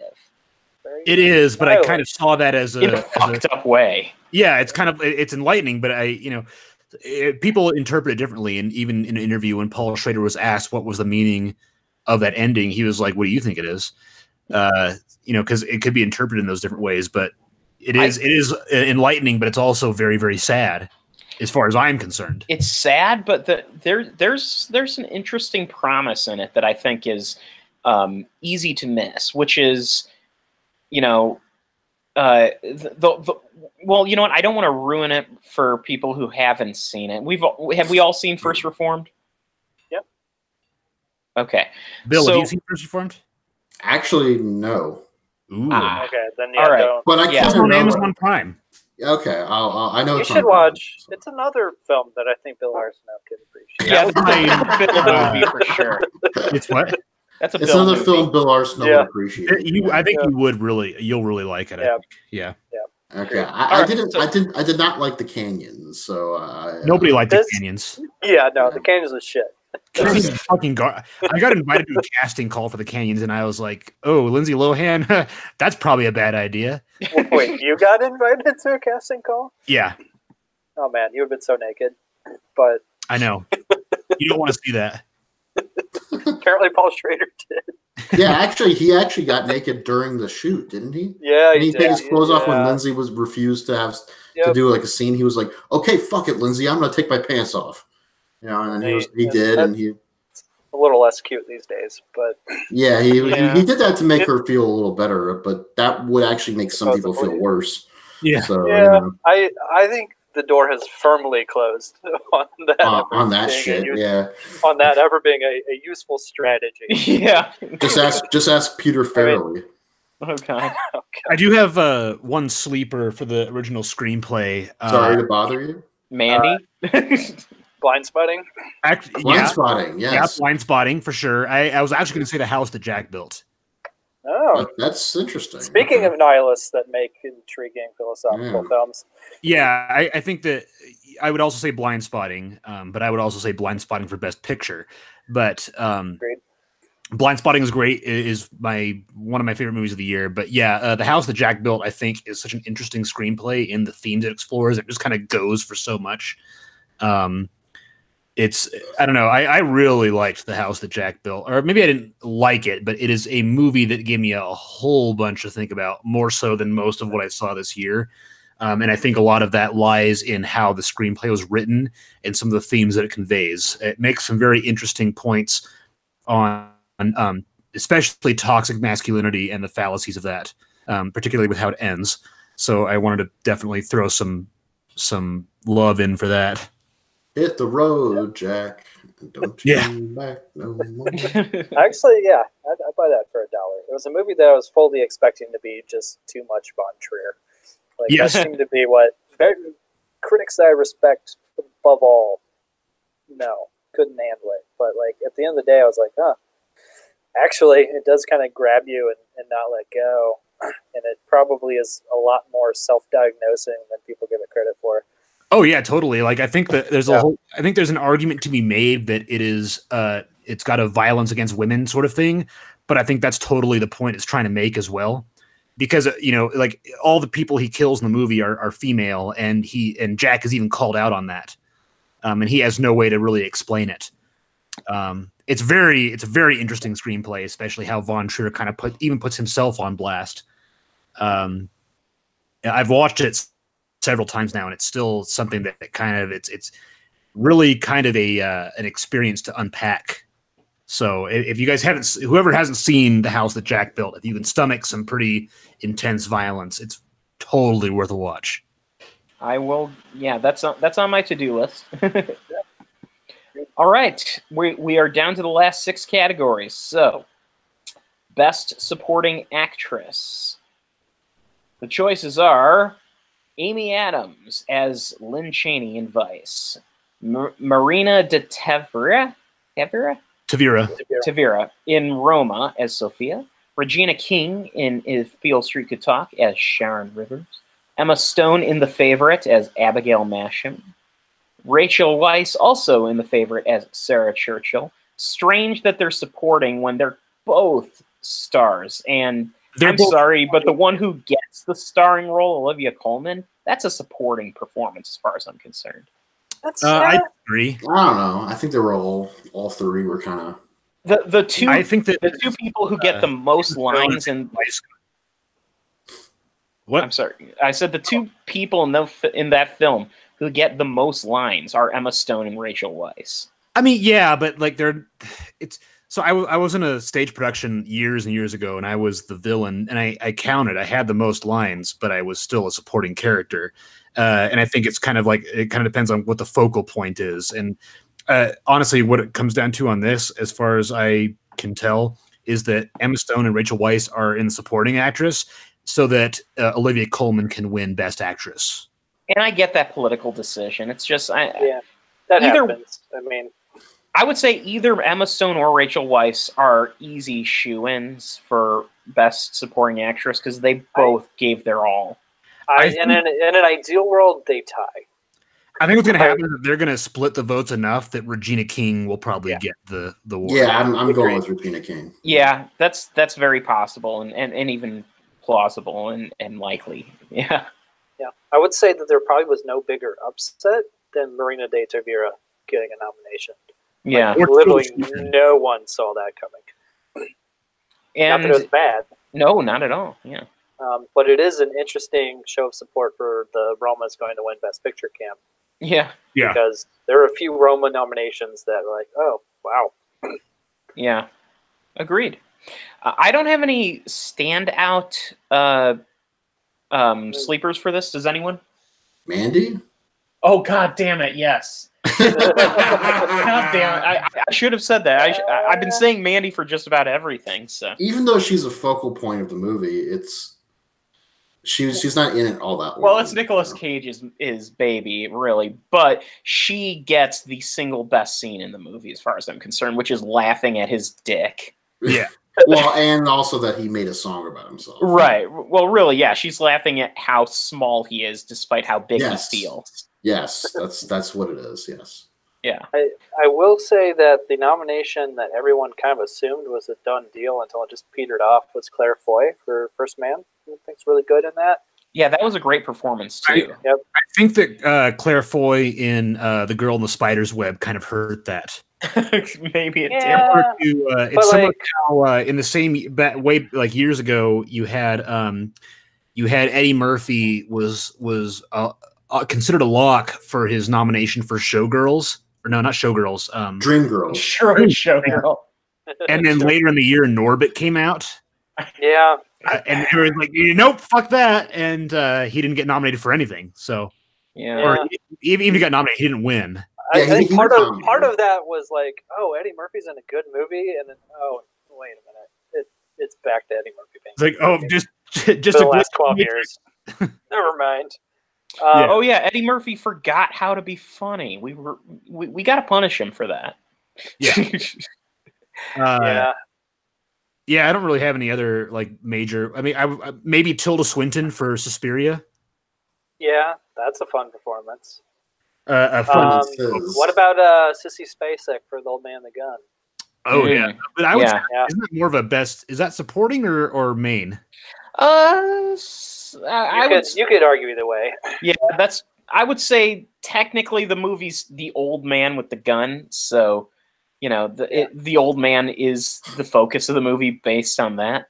You could say the old man and the woman has less of a pep to it. Yeah. True. All right, so we're going to go ahead and move then to Best Supporting Actor. This is an interesting category. Every performance in this is good, but I have a very strong opinion. So we've got Mahershala Ali for Green Book, Adam Driver for Black Klansman, Sam Elliott for A Star is Born, Richard E. Grant for Can You Ever Forgive Me, Sam Rockwell for Vice. Richard Grant. Richard E. Grant, I think, is probably the favorite here. He was the favorite. He's lost a lot of steam. Yeah.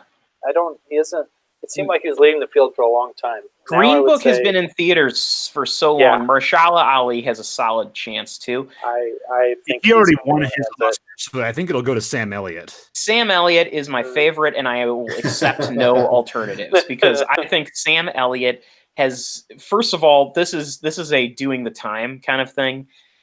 Second of all, this is, in my opinion, one of his career best performances, and if you're gonna give him an Oscar, give him one for that, and I'm a big Sam Elliott fan, so I'm fully biased here, but shit, he made a movie as corny in premise as the Christmas movie Prancer feel goddamn serious. Yeah. Because he plays, the weather-beaten father who's desperate for money. He's Sam Elliott, and he deserves his Oscar. Give him his Oscar. Yes. God damn it! I'm not going to cry about it. I think Sam Rockwell's the one that's got it already. Cross him off right now. Yeah, not going to happen. No, he's in the movie for like 2 minutes. I swear. Yeah. Adam Driver. It's not his time yet. He does have a Sundance movie that came out this year that probably is his time next year, so it's coming. Yeah. Between Sam Elliott and Mahershala Ali, and as much as I love Mahershala Ali, I think that his chances will probably be hurt a little bit by Alita: Battle Angel. I don't know. That came out way after the votes have already come in. Do you think the votes are already done? Yeah. They're done by now, but I think that some people might have seen Alita. Possible. I could be wrong. That feels like a movie that people don't know he's in. Okay, that's. I didn't know he was in it until you mentioned it. Yeah, bad guy. I think he might be a little saved. Okay, That's fair. But yeah, as much as I love him, I think this is Sam Elliott's award to win, especially just with how he does. I think what's going to clinch it is the scene where Bradley Cooper's character gets out of the car and he says, like, "Oh, I didn't idolize that. I idolized you." And then you still get that same sustained shot on his face as he backs out of the driveway. He's very emotional. Like, that's going to be the clincher. That's the clip. That's the clip that plays. Yeah. Yeah. Oh, definitely.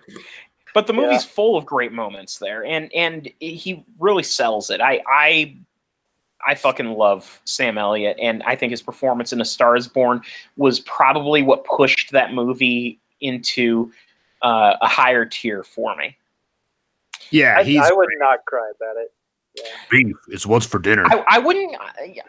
I'd be angry that he lost, but Richard E. Grant winning wouldn't kill me, just because I really did like his performance in that. Don't be mad at Mahershala, because I think he's going to win. Well, like you said, any of these... I wouldn't be mad at Mahershala. I'd be mad at the Academy for missing out on Sam Elliott.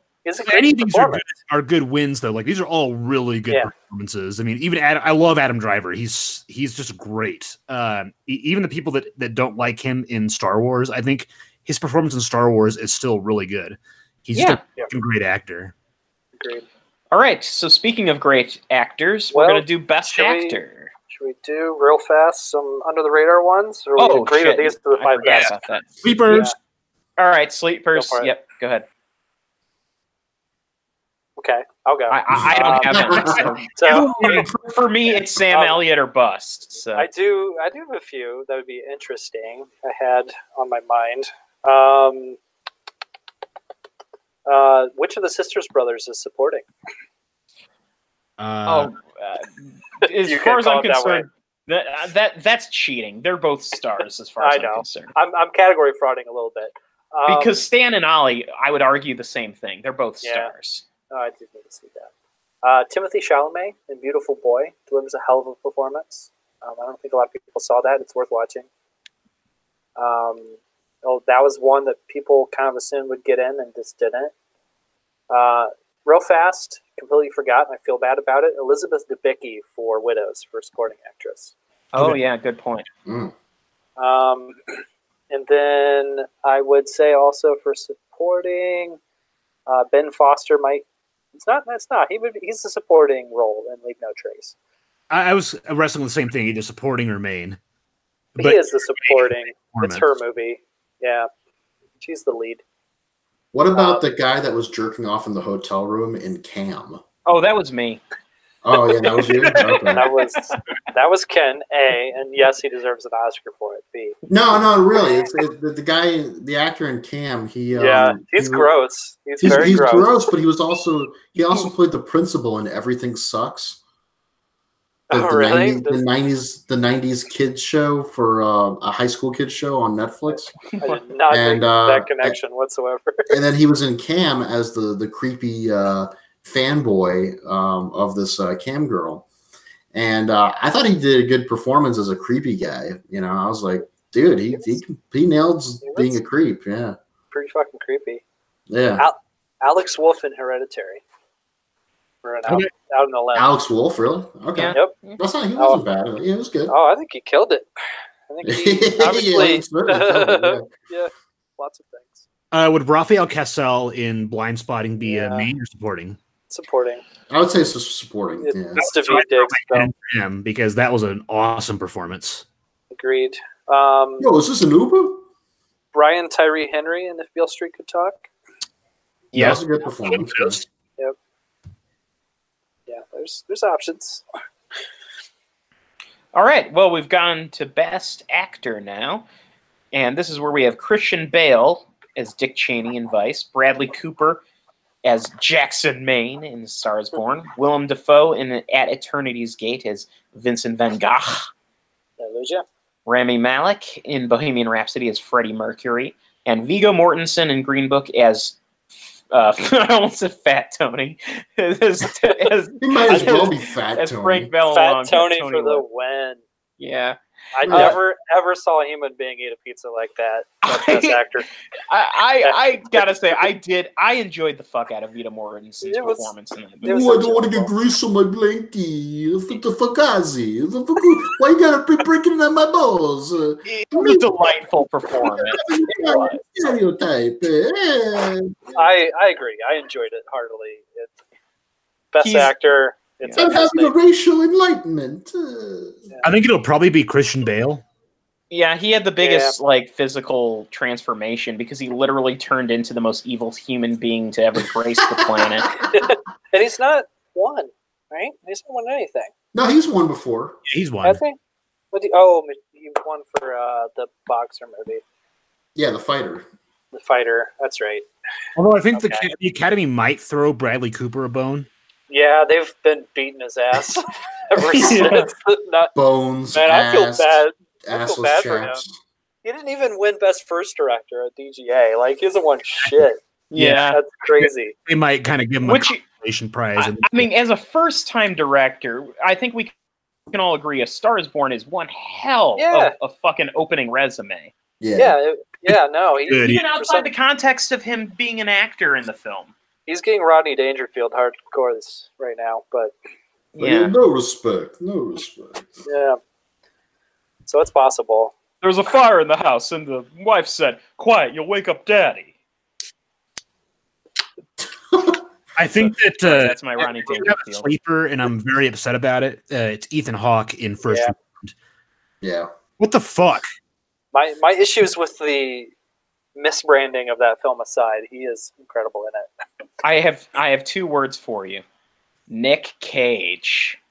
Oh, yeah, great, but no one's giving that guy a fucking Oscar anymore. Like, what about Tilda Swinton for Suspiria as the old man?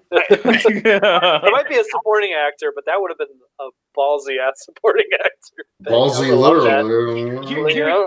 Here's the thing, though. Nick Cage gives his all in everything these days, and he especially gives his all in Mandy. He just melts down. The fact that there was so much emotion and just power from him just saying, "Cheddar Goblin."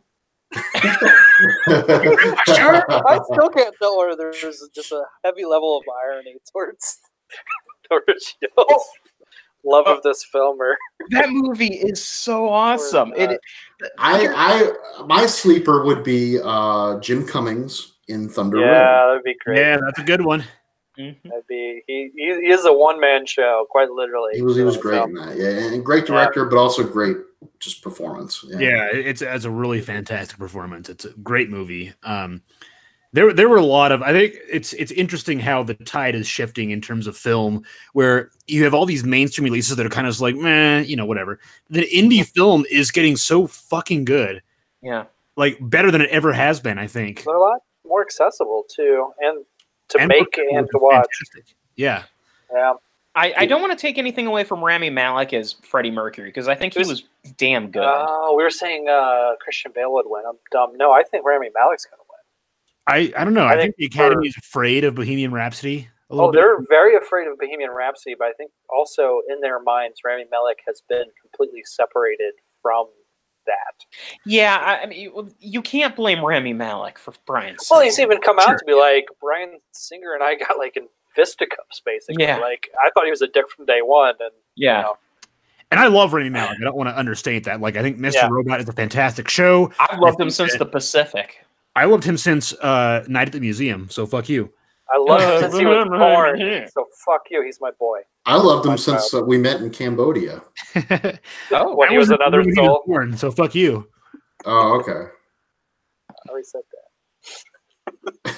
Did you say that? Okay, I didn't hear.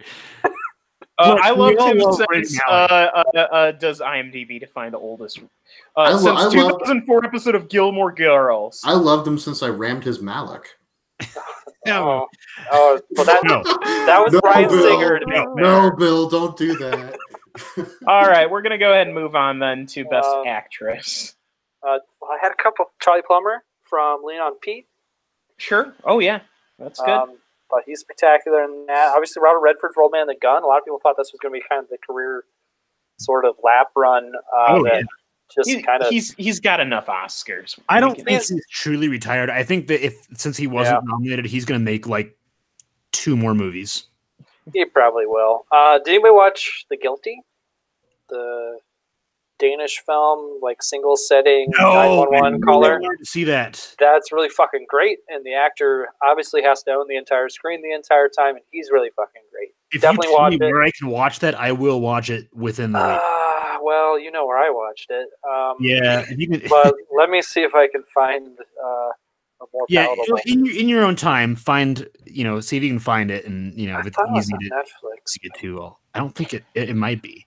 Okay, so we're gonna move on for time purposes. Because these last categories are gonna have a lot of conversation behind them. So, Best Actress, we've got Glenn Close for The Wife. I can't pronounce these names. Yalitza Aparicio for Roma. Olivia Colman for The Favorite. Lady Gaga, Star is Born. Melissa McCarthy for Can You Ever Forgive Me? It'll probably be Coleman, but I kind of want Yalitza to get it. She's amazing. This is really great. Yeah. This is, literally any actress here who wins deserves it because they were all excellent. I can't say a word against anyone here. I really can't. The momentum is building pretty hardcore to finally give Glenn Close an Oscar. Really? Oh yeah. Don't be surprised if that's what happens. Even over Olivia Colman, who seemed like the favorite earlier in the season. Mm-hmm. There's a significant head of steam behind Glenn Close right now. And she's been nominated like 8 times and never won, so it's starting to get that's her time. Yeah. Plus, The Wife's not a bad movie to get nominated for. So she's great in it. I haven't seen it yet, but I have an opportunity to see it on Friday. We're watching. You can do that. Yeah. It has Jonathan Pryce. You can't go wrong with Jonathan Pryce. You really can't, even in a James Bond movie. Pretty bad one. He is the best part of that movie by far. I would say the best part of that movie, besides him, is when they slide a motorcycle underneath the spinning helicopter blades. Isn't that the one with surfing the Antarctic? No, that was another day. That's Another Day. This is the one with Michelle Yeoh. Jonathan Pryce is the newspaper magnate who decides that he wants to create World War in order to make money on headlines, which is such a stupid concept, but almost brilliant in its fucked up way. It's so ahead of its time. He's basically Rupert Murdoch. Yeah, the movie was fake news before fake news was a thing. Yeah. But it's real news. Tomorrow's headlines today. Fake news. It's just fake news. There's no World War. It's fake news. See, nowadays he'd be running for president or something. My Donald Trump impersonation is basically Viggo Mortensen in Green Book. Fake news. Gabagool. Yeah, right. It has nothing to do with Donald Trump. The world's worst Donald Trump impression. I don't know why it's devolving into this, but that's kind of what it's become. The Donald Trump person. I don't know. Bill Leon does a better one, but his does a really good one. His is scary good. All right. So I would say honestly, of the performances here, I'm going to go ahead and make a pick. I think I liked Melissa McCarthy's performance in Can You Ever Forgive Me the best of these, just because she has a wonderful knack in this movie for being just a horrendous, awful human being and yet being likable. Yeah, I haven't seen it yet, but from the trailers she looks very sympathetic, like she's being backed into a corner and everything she's doing is out of circumstance. What's great about the movie is that it portrays her as being kind of a bitch. It's very much the opposite. They portray her as people don't like her. In fact, the only reason why she hangs around with Richard E. Grant is one of the few people who can tolerate her shit, and even he only can take so much for so long. Yeah, I'm a big Melissa McCarthy fan. Even in her bad movies, I think she is a really great actress, and she seems like a wonderful person. So plus, there's kind of a depressive subtlety to it because her character is more than just more than just a misanthrope. She also seems to have like stopped caring about a lot of things. Like she doesn't clean her apartment. Her apartment's full of cat shit. Okay. And that's nice. Yeah, it's really it's a grotesque movie, and I'm surprised people haven't commented more on that. Okay. I'll definitely check it out. I think it's available for rental now, so I'll be doing that here in the next couple weeks. I would do that before if you're going to make a pick between that and The Wife, the better film is definitely that. Yeah, agreed. Yeah. And Melissa McCarthy and Richard E. Grant are both like a pleasure to watch in that, and yeah. So, any sleepers? Elsie Fisher, actress. Thomasin McKenzie from Leave No Trace. Yep, those are two young performances that are just so good. Yeah, absolutely. I would say Holding Your Own against Ben Foster. That is talent. Absolutely. Cold War actress. What's her name? She's awesome. Joanna Kulig. She's going to have a Hollywood career. She's great. Regina Hall from Support the Girls. Yeah. You guys watch that one? Yeah. Really, I saw that. Yeah. Really like that one. Kind of a sleeper film in general. I had a couple more. 1 second. Rosamund Pike in Private War. Yes, that's definitely a sleeper. Oh, Toni Collette, Hereditary. Collette and Hereditary. Yep, definitely getting into that. That's one that if Ball Zero Academy would have given some love. Yeah. Carrie Mulligan in Wildlife. She's very good in that. Mm-hmm. And then I would say my overall pick is Nicole Kidman in Destroyer. Ooh. I still really, really, really need to see Destroyer. Yes, you will fucking love it. So if you really liked You'll Never Really Hear, it hits a lot of the same pleasure centers. Okay. But better, in my opinion. Ooh, all right. Just to raise expectations. Ooh, all right. Yeah. So, yeah, I really like that film. It snuck up on me quite a bit. That's good. I've been excited for it since I first saw the trailer. And when Hawk gets grease on his blankie, he says, "Ooh, all right, yeah." Ooh, I'm gonna get grease on my blankie. Parmesan. He's like, "Ooh, all right, yeah." I'm just thinking like just remixing those two thoughts together. Yeah. That was just random. I don't know why I went with that. Eventually, it's going. So right now, your Donald Trump is turning into Viggo Mortensen. Eventually, it's going to be Super Mario for some reason. It's going to be Super Mario. Oh, spaghetti. Hey, Luigi, I'm going to go through the warp in the pipe. It's me, Donald Trump. I hate Mexicans. They're all rapists. God damn it.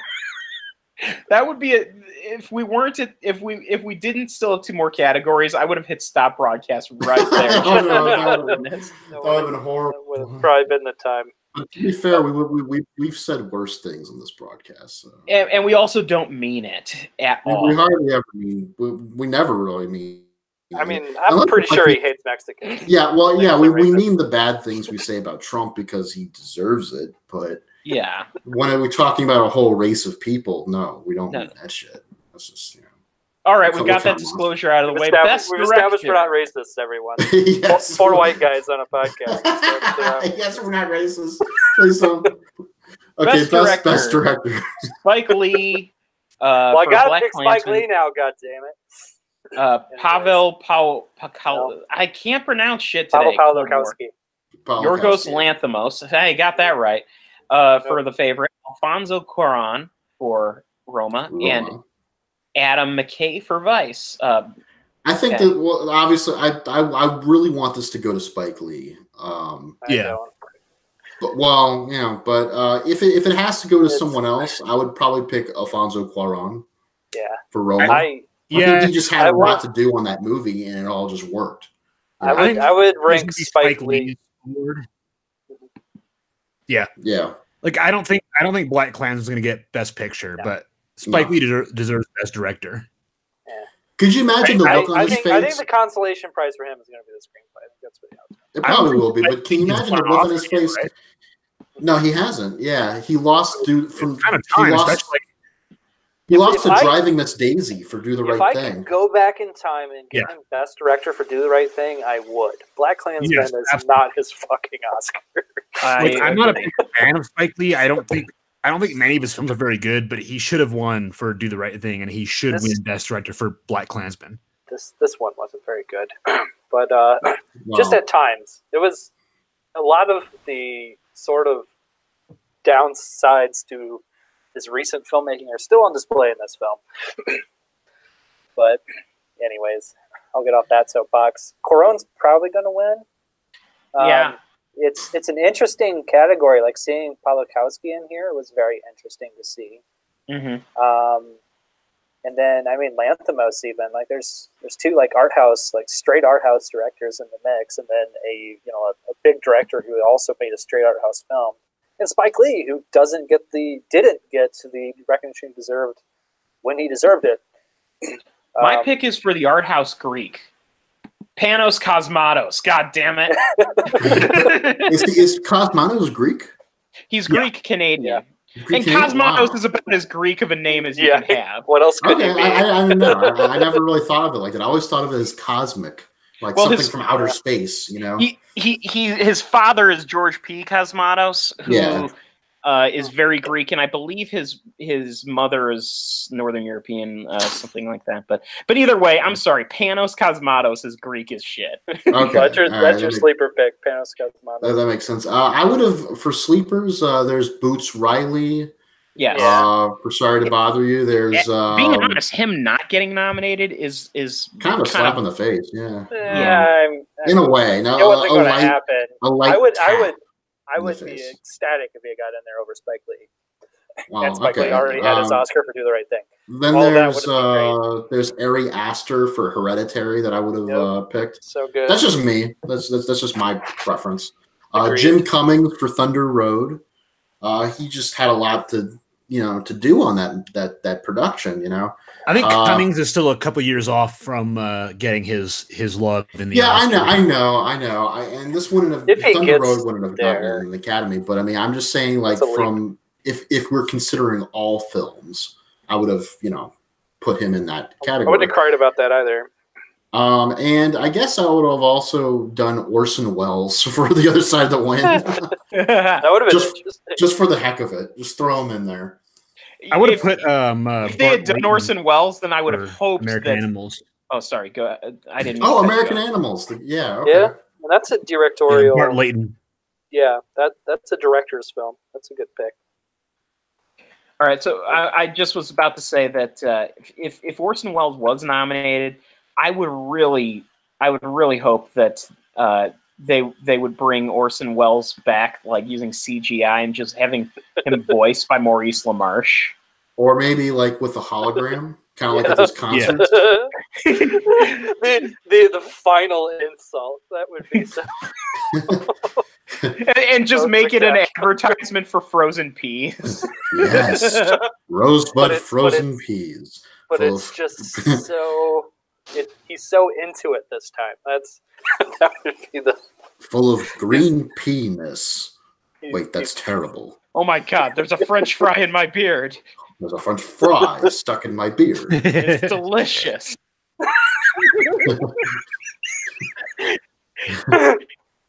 It tastes better raw. God. Poor Orson Welles indeed. I don't know what Orson Welles would think about any of this, but he'd probably hate it. He probably everything. The year 2019. He had a sense of humor, and I think he maybe finds some of it funny. I don't know. I would also say I'm trying to pull it up. The director of Blind Spotting. Oh, he is very good. He was good. This was like a first time movie for him, right? Yes, it was. Carlos Lopez Estrada. Yep. Estrada.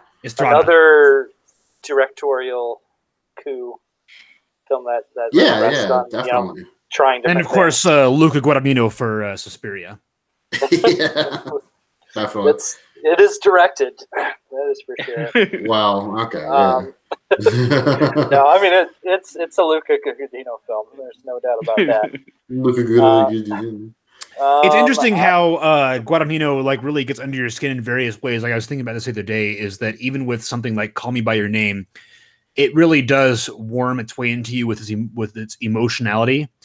Like the finale of Call Me by Your Name is fucking brutal because it is so sad and so hard to watch. And then in the same way, Suspiria is also, really hard to watch because it's fucking insane. It's like a literal nightmare that you can't get out of. At least in Call Me by Your Name, you had Michael Stuhlbarg who got to show up and calm things down a bit. I doubt that Suspiria ends with a passionate Michael Stuhlbarg speech. And then the passionate Michael Stuhlbarg speech was part of what made that such a gut punch of a movie in terms of emotion. It's just like this Suspiria is a different sort of gut punch. Guadagnino is so good at getting to you with what he's trying to convey in his movie. Mm-hmm. And as a director, I think that he really knows exactly what he needs to do in terms of tone and feel, and he just fucking goes for it. Also, I agree that Guatemala is an excellent director. Yeah, and also we shouldn't forget about Peter Farrelly's emotionality of getting grease on his blankie. Is that why his pants came off? Fucking Peter Farrelly. Ooh, I'm making grease on my blankie. God. I'm just going to keep bringing that up every once in a while. Yeah, there's probably at least one more place we can winch it in. Yeah, we're going to in Best Picture because guess what's nominated for Best Picture? Yeah, Green Book. Hold up real fast. I do have a few, as always. Oh, yeah, right. Okay. So, did anybody watch Low Life? Ryan No, but it's on Hulu. I still haven't had a chance to watch that yet. It's on Hulu. I really enjoy that film and recommend that you watch it. Okay. Damien Chazelle. So Damien Chazelle basically made a Christopher Nolan movie. Yeah. Like seriously, and Christopher Nolan, gets all the praise in the world for his visionary, lo-fi approach. And here Damien Chazelle does something that I would say ranks alongside any of it. Rodney Dangerfield did. You missed it when we were talking about visual effects. I gave First Man some props because with First Man, I would argue the special effects are seamless. You cannot even tell that it's a special effect shot. A lot of them aren't VFX for that matter. Like he does the Christopher Nolan thing. He goes practical to the very limits of practicality, and then he paints it up with some VFX where necessary. Mm-hmm. Now, what about Neil Breen? Unlike Nolan, he also knows not to cast Anne fucking Hathaway. That's true. She's never been in a. She was in Serenity, and that is a good film, guys. That is great. Yeah, that's a good film, guys. Anne Hathaway was okay. And Serenity knows how to put the grease on the blankie. It does. There's so much grease on the blankie. It is the boys, though. It knows how to put. It knows its simulation theory. Yeah. Yes, and the grease is very much on Daddy's firm. We're really getting down with the greasy. I mean, that is a thing we do. We have a thing with grease on this show. I mean, we greasy strangler. That's the problem with these Oscars. It's not greasy enough. Grease up that Oscar. Grease that greasy gold I need it to lubricate the world. Oh, fuck. Big Ronnie's gonna dunk his Oscar all the way in. I could just see that like, it's a pool cue, right? It's dick, and so it's just an Oscar. I don't know. It's more like swinging, but it's more like an Oscar. It's more like that thing that David Carradine used to play Tai Chi with in that infomercial. It's more like that. It's got a little bit of the last moments of his life, elasticity in it. Yeah. Michael St. Michaels comes to present Best Picture, and he walks out holding the trophy in his hands with the comically long nails for no reason. No inquiries. Wrangling slightly, the best directing in Peter Jackson's career. Oh, They Shall Not Grow Old. I will rest on that. I would also nominate, if I could, for Sleeper, Hale County. This morning, Mel Ross. Yeah, that was particularly good. Yeah, a lot of good directorial. Movies. They're coming out of the woodwork, man. Yeah. There's so many good ones out these days. And Karen Kusama. Kusama, and Lynn Ramsey as well. Yeah. Yeah. And Deborah Granick, for that matter. Definitely, yeah. Firing off in all cylinders. They know how to get grease on the flake. I'm sorry. I'll see if I can stop doing that, but yeah, I'll have to check with my supervisor first. All right. Well, we're now to the Best Picture category, and we've Okay. got Black Panther, Black Klansman, Bohemian Rhapsody, The Favorite, Green Book, Roma, A Star Is Born, and Vice. Well, I think for me, it's definitely going to be Roma. Out of those choices, I'd be happy with The Favorite. Very happy with The Favorite, but I think Roma. I'd be most happy with Roma. And if I had to pick a third favorite, like if I couldn't have those two, it would be Black Panther over Black Klansman. But that's like a long shot. I don't see that Black Panther taking it whatsoever. Yeah, I don't. Black Panther as Best Picture. It's kind of, for me. It's like, come on, man. I would it'd be like a really cool moment for about 15 seconds, and you'd be like, oh, then you're like, wait, we just gave Marvel a fucking Best Picture. Like, as far as I'm concerned, Black Panther is lower tier Marvel. Like, I don't think it's. I disagree with that, but I don't. I also don't think that Best Picture is necessarily like what it should be nominated for. I think on a cultural level, and how Black Panther is like, all black actors, like all that stuff is really great, but narratively and thematically, I don't think it's all that interesting or new or fresh. Really slow. It's a Marvel film. It's a Marvel movie. It's Iron Man. It's the same role as Iron Man. Yeah, it's a fucking cool update and perspective on Iron Man, but it's still basically Iron Man. Agreed. And Michael B. Jordan, if he wasn't in that film, we wouldn't be talking about it right now in this country. Exactly. Oh, well, yeah. He definitely. Which, to be fair, it is the thing that sets it apart from pretty much every Marvel film is that the villain is actually one that you care about to an extent. There's some stakes to it. The villain is interesting. And he gets your loins tingling a little bit. That's part of it as well. Yeah, Killmonger knows how to put the grease on the blankie. He knows how to put the grease on the strangler. Yeah, right. Yeah. That's what they call it now, the strangler. Just ask Andy Serkis about that. Andy Serkis's Ulysses Claw didn't know how to put the grease on the blankie, so he fucking capped his ass. I think that should be a new. Like a new adage, like, wow, that really put the grease on the blankie. I mean, I think it already is. If you don't think we're going to be hearing this for the entire year, you're totally mistaken.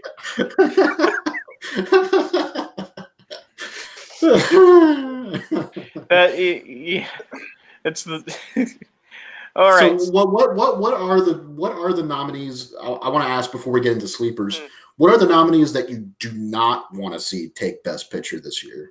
Bohemian Rhapsody. Oh yeah, fuck that. Yeah, fuck that.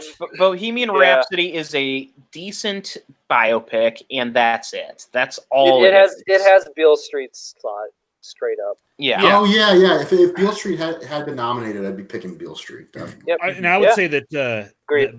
Black Panther's spot should have gone to Blind Spotting. Well, I would have picked Blind Spotting as well. But realistically speaking, the Academy wouldn't have nominated it. But it should have. They should have thought about it. They should have considered it. Definitely. Yeah, I would say of the films that were in the conversation that didn't get nominated, Beale Street was the one. Yeah. Now, it's weird how Beale Street didn't get very much love this year. Telling you, man, Moonlight Hangover. Yeah. Probably. Yeah. Now, of the films on this list, the Black Panther, Black Klansman, Bohemian Rhapsody, the Bees, I could do with that one. The Bees. Yep. in terms of Best Picture. Favorite Green Book, Roma, and Star Is Born. I would say if they won, I wouldn't be angry. Vice, to me, it only got in because of its political incisiveness. Yeah. I liked Vice. I liked Vice too, but it's not. Here's the thing. I don't disagree with you in your reading of the situation, but I did like it. If you're going to put political satire, which I would argue Vice is, even though it's trying to be something else, if you're going to put political satire in there, the death of Stalin should have been. Oh yeah, that's better. Agreed. I mean, as far as actual Best Picture stuff, I think Vice could have easily been replaced by either Leave No Trace or First Reformed. Yeah. Yeah. Okay. Yeah. I would have been fine with either of those. I would have been. Yeah. Lean on Pete even. Yeah. Like that's a movie that probably had no chance simply because of the way it subverts the premise that it pretends to set up. Which have you guys seen Lean on Pete or not? No, I haven't. Are you planning to see the movie? Probably not. You should be planning to see the movie. Maybe not this week, but you should be planning to see the movie. Do you want me to say a spoiler that might actually pique your interest if currently you're not interested? Oh yeah, go for it. Okay, so if you're currently not interested in Lean on Pete, as you know, the movie is about a boy and his horse, right? Yeah. Yeah. Well, that doesn't last very long. About halfway through the movie, that horse gets fucking killed. Nice. It is unceremonious. It just happens, and then you're like, so what the fuck is this kid gonna do? He's in the middle of nowhere. So it's like The Place Beyond the Pines? Except Ryan Gosling's the fucking horse that gets turned into glue. That's not a bad comparison because it really is like a moment where the movie just changes on a dime. Yeah. And by the way, it's a very emotional gut punch of a movie. I would say it's more thematically and spiritually of a piece with Leave No Trace, which is why you should watch it. Oh yeah, absolutely. Okay. Actually, that and Leave No Trace would make one hell of a depressing double feature, but also a very good one. Make sure to bring enough grease for your blankie. They're both Portland too. Oh, that's true. Yeah. And there's a lot of parallels. A lot of it takes place in the wilderness, and yeah. Wouldn't it be funny if, like, somewhere in Lean on Pete, Ben Foster shows up? And it's like, oh, so that's where he went. Yeah, they should have just cast Ben Foster in the Steve Zahn role. That would have tied together completely. Except then that would have been kicking Steve Zahn out, and I love Steve Zahn. Yeah, I can't say no to Steve Zahn. Even in a bad movie, he's always Steve Zahn. Sure. Also, he's great. Like you've seen The Perfect Getaway, right? Yeah. Yeah, I loved him in that. What was that movie where he played a zoo guy or something? Or no, it was an animal show person. Jonah Hill. Wild Wilderness. Strange Wilderness. Strange Wilderness, yeah. Oh, yeah. Yeah, fuck that. Yeah. The Laughing Shark. I was wondering where you were going with that, Bill. I'm like, I don't think it's a good film that you're describing. I actually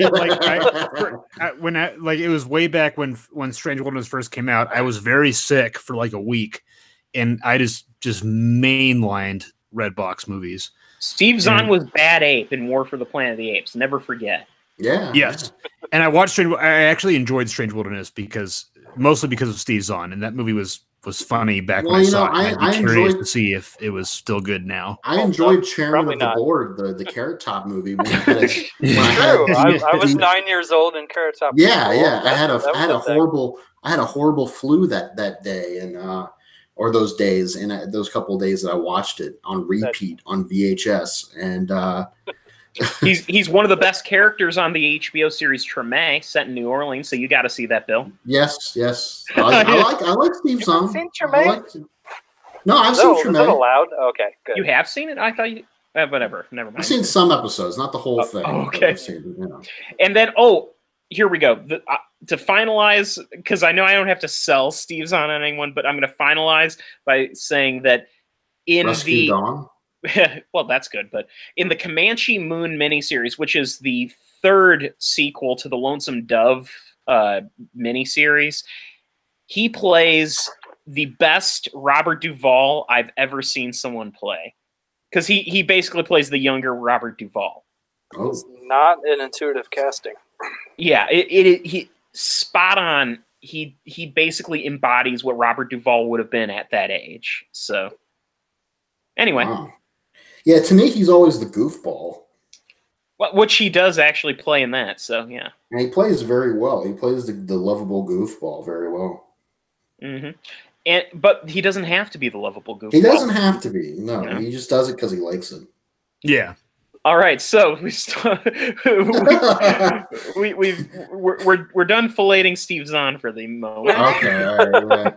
Let's get back to the grease on the blankie. Yes. Yeah, Okay, already. so best picture movies that should have been there. We need some sleepers. Sorry to bother you. Sorry to bother you. Yeah, blind spot. A lot of the ones. Blind spotting. Thunder Road. I mean, a lot of Thunder things that Road, would be yeah. like amazing. Leave No Trace. Destroyer. You'll never really hear. Maybe Mandy. Maybe I Hale mentioned Lean on County. Pete. Yeah. Some documentaries. Won't You Be My Neighbor? Won't You Be My Neighbor? I would be More throwing than in all Trump sorts Rock. of genres. You We know, if it shall- was Best Picture. We shall. They shall not grow old. I keep Yeah. fucking it up. They shall not grow They old. shall not They grow shall not old. grow old. Absolutely. Mandy. We did see that twice. already. Shoplifters. I really Suspiria. like Shoplifters. Mandy. I had to say it a third. time. Spider-Man Into the Spider-Verse. Shoplifters. Mandy. Would be a good pick. Yes, he Mandy, had to say it. also a fourth Mandy. I think Movie Boozers statistically liked Mandy. time. Yeah, right. 8th grade. Okay. What's Y'all great? see that? Yeah, I saw it. It's okay. I liked 8th grade. Which one? 8th grade. 8th grade. I would I say thought you said 8th grade. Yeah, 8th grade. 8th grade. 8th grade. Not it's great. It's great. But 8th grade is great. So Yes, I 8th would- grade. Yeah. I would. 8th grade is great. I would, if I had one pick that feels like it would be the right pick for the future, Hereditary. Okay. I would Makes say if you're gonna go with eighth grade coming of age movies, I liked mid '90s better. I like the 90s.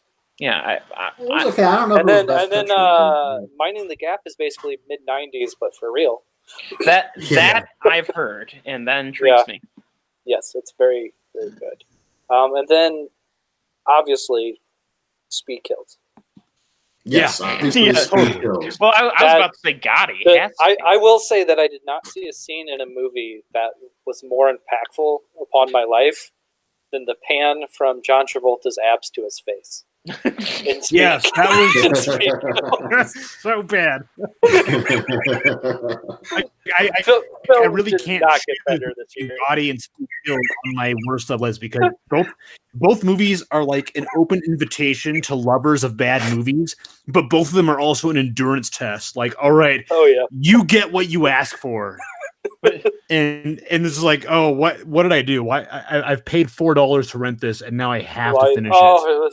It was so worth it though. So worth it. You just never knew when you would see John Travolta's Pool Boy's abs again.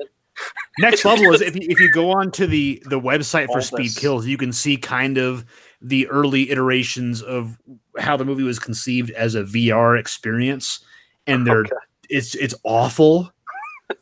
Like I'm VR experience. Yeah, it I- was envisioned as a VR movie, and I think what I'm going to do one of these days, I'm going to get on my phone and I'm going to go onto the website and I'm going to put that phone into my VR Samsung headset, and I'm going to see what they wanted to originally do for a VR Speed Kills starring John Travolta.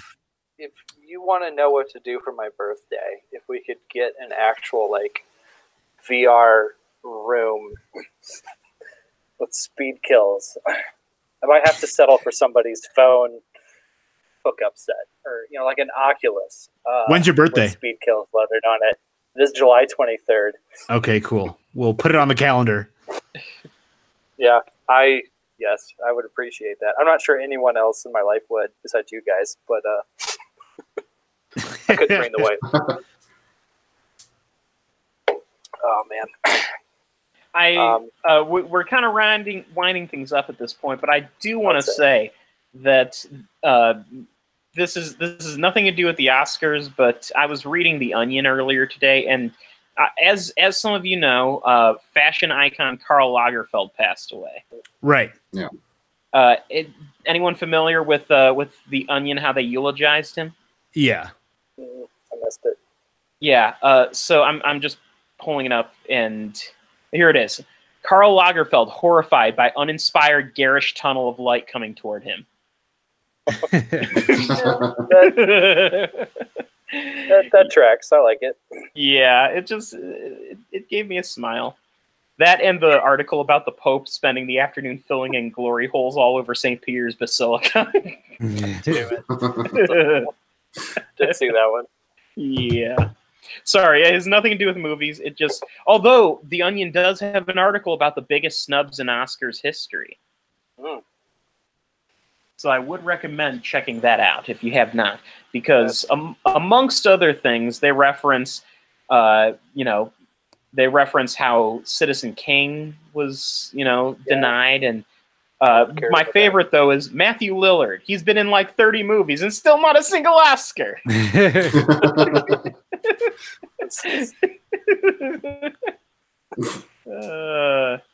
All right. Any other closing thoughts pre-Oscars? Watch London Fields. What? Watch London Fields. Oh, London Fields. Yeah, I still got to track that one down. Yeah, might be hard to do, but do it. I do have like $22 in Google Play credits that I might just fucking put into that. Like, I use the Google survey thing where if you had Android, use Google Survey and turn it on. And if you just so much as walk into a Target or a Walmart, you'll get a survey that's like, hey, did you go to Walmart recently? And you hit yes. And yeah, I paid for something with my debit card. And then you get like 18 cents on your account. And then you get like 2 of these a day. And eventually over the course of a year, you get like 20 or 30 bucks worth of Google Play credits that you can use towards Google Play apps. So I'm probably going to blow that all on fucking London Fields on Google Play. I mean, it's free money for shopping at Walmart, which, entirely appropriate. That's exactly what you should spend it on. Yeah. I don't shop at Walmart. I shop at Target.